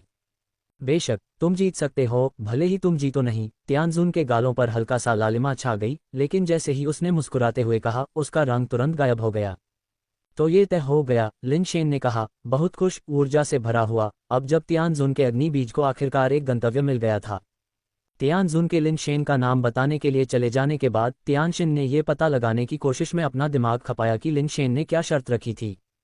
स्वाभाविक रूप से लिन शेन उसे नहीं बताएगा, वह ये नहीं कह सकता था, मैं तुम्हारी भतीजी के साथ सोना चाहता हूं। तियानजिन को अनदेखा करते हुए लिन शेन अपने कमरे में लौट आया, अंदर से दरवाजा बंद कर लिया और फिर खुद को रिंग माउंटेन प्लेनेट में ले जाने के लिए समय समायोजित किया। लिन शेन पास के रिंग माउंटेन की चोटी पर चढ़ गया और अंदर हरे तरल को देखा, ये सोचते हुए कि क्या ये वास्तव में बेस म्यूटेशन स्थान हो सकता है। क्या मुझे अपने जीवन आधार को उस हरे तरल में डुबाने की कोशिश करनी चाहिए? उसने सोचा। बहुत सोचने के बाद लिन शेन ने इसे आजमाने का फैसला किया। आखिरकार अगर वे असेंशन लेवल सुपरसोर्स ड्रैगन हरे तरल में जीवित रह सकते हैं तो उनके जीवन आधार की ताकत संभवतः ठीक होनी चाहिए। अगर यह जगह वास्तव में बेस म्यूटेशन की जगह थी तो वह और वेई और अन्य लोगों के जीवन आधार पुनर्जन्म वास्तव में होने के लिए एक जगह होगी। एकमात्र मुद्दा यह था कि स्काई पिनेकल स्टार पर असेंशन पूल को सेलेस्टियल रेस द्वारा संशोधित किया गया था। क्या बेस म्यूटेशन की एक विशिष्ट साइट जीवन आधार के पुनर्जन्म की सुविधा प्रदान कर सकती है? यह एक सवाल बना हुआ था।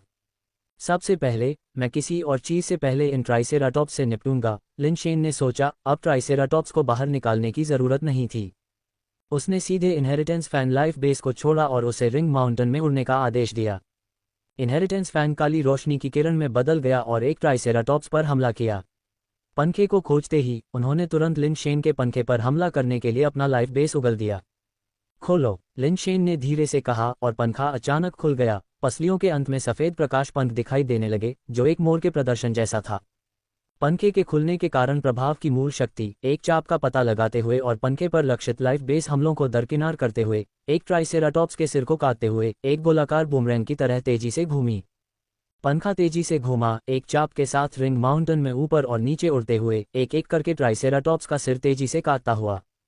इन नियमित आरोही प्राणियों को मारना बिल्कुल भी चुनौती नहीं है। लिन शेन को लगा कि यह बहुत आसान था, बेस वेरिएंट प्राणियों को मारने से अलग नहीं। ट्राइसेराटॉप्स के शरीर हरे तरल में गिर गए, लेकिन वह उसका ध्यान नहीं था। लिन शेन ने उड़ान भरी और उनके जीवन आधार निकाले। इनका उपयोग वेईवुफू द्वारा अपने पुनर्जन्मों की संख्या को तेजी से बढ़ाने के लिए किया जा सकता था। रिंग माउंटेन के अंदर का तापमान बहुत अधिक था, हरे तरल के करीब जाने पर यह और अधिक गर्म होता जा रहा था, जो मानव मात्र ग्रह पर मैग्मा से कहीं अधिक गर्म था।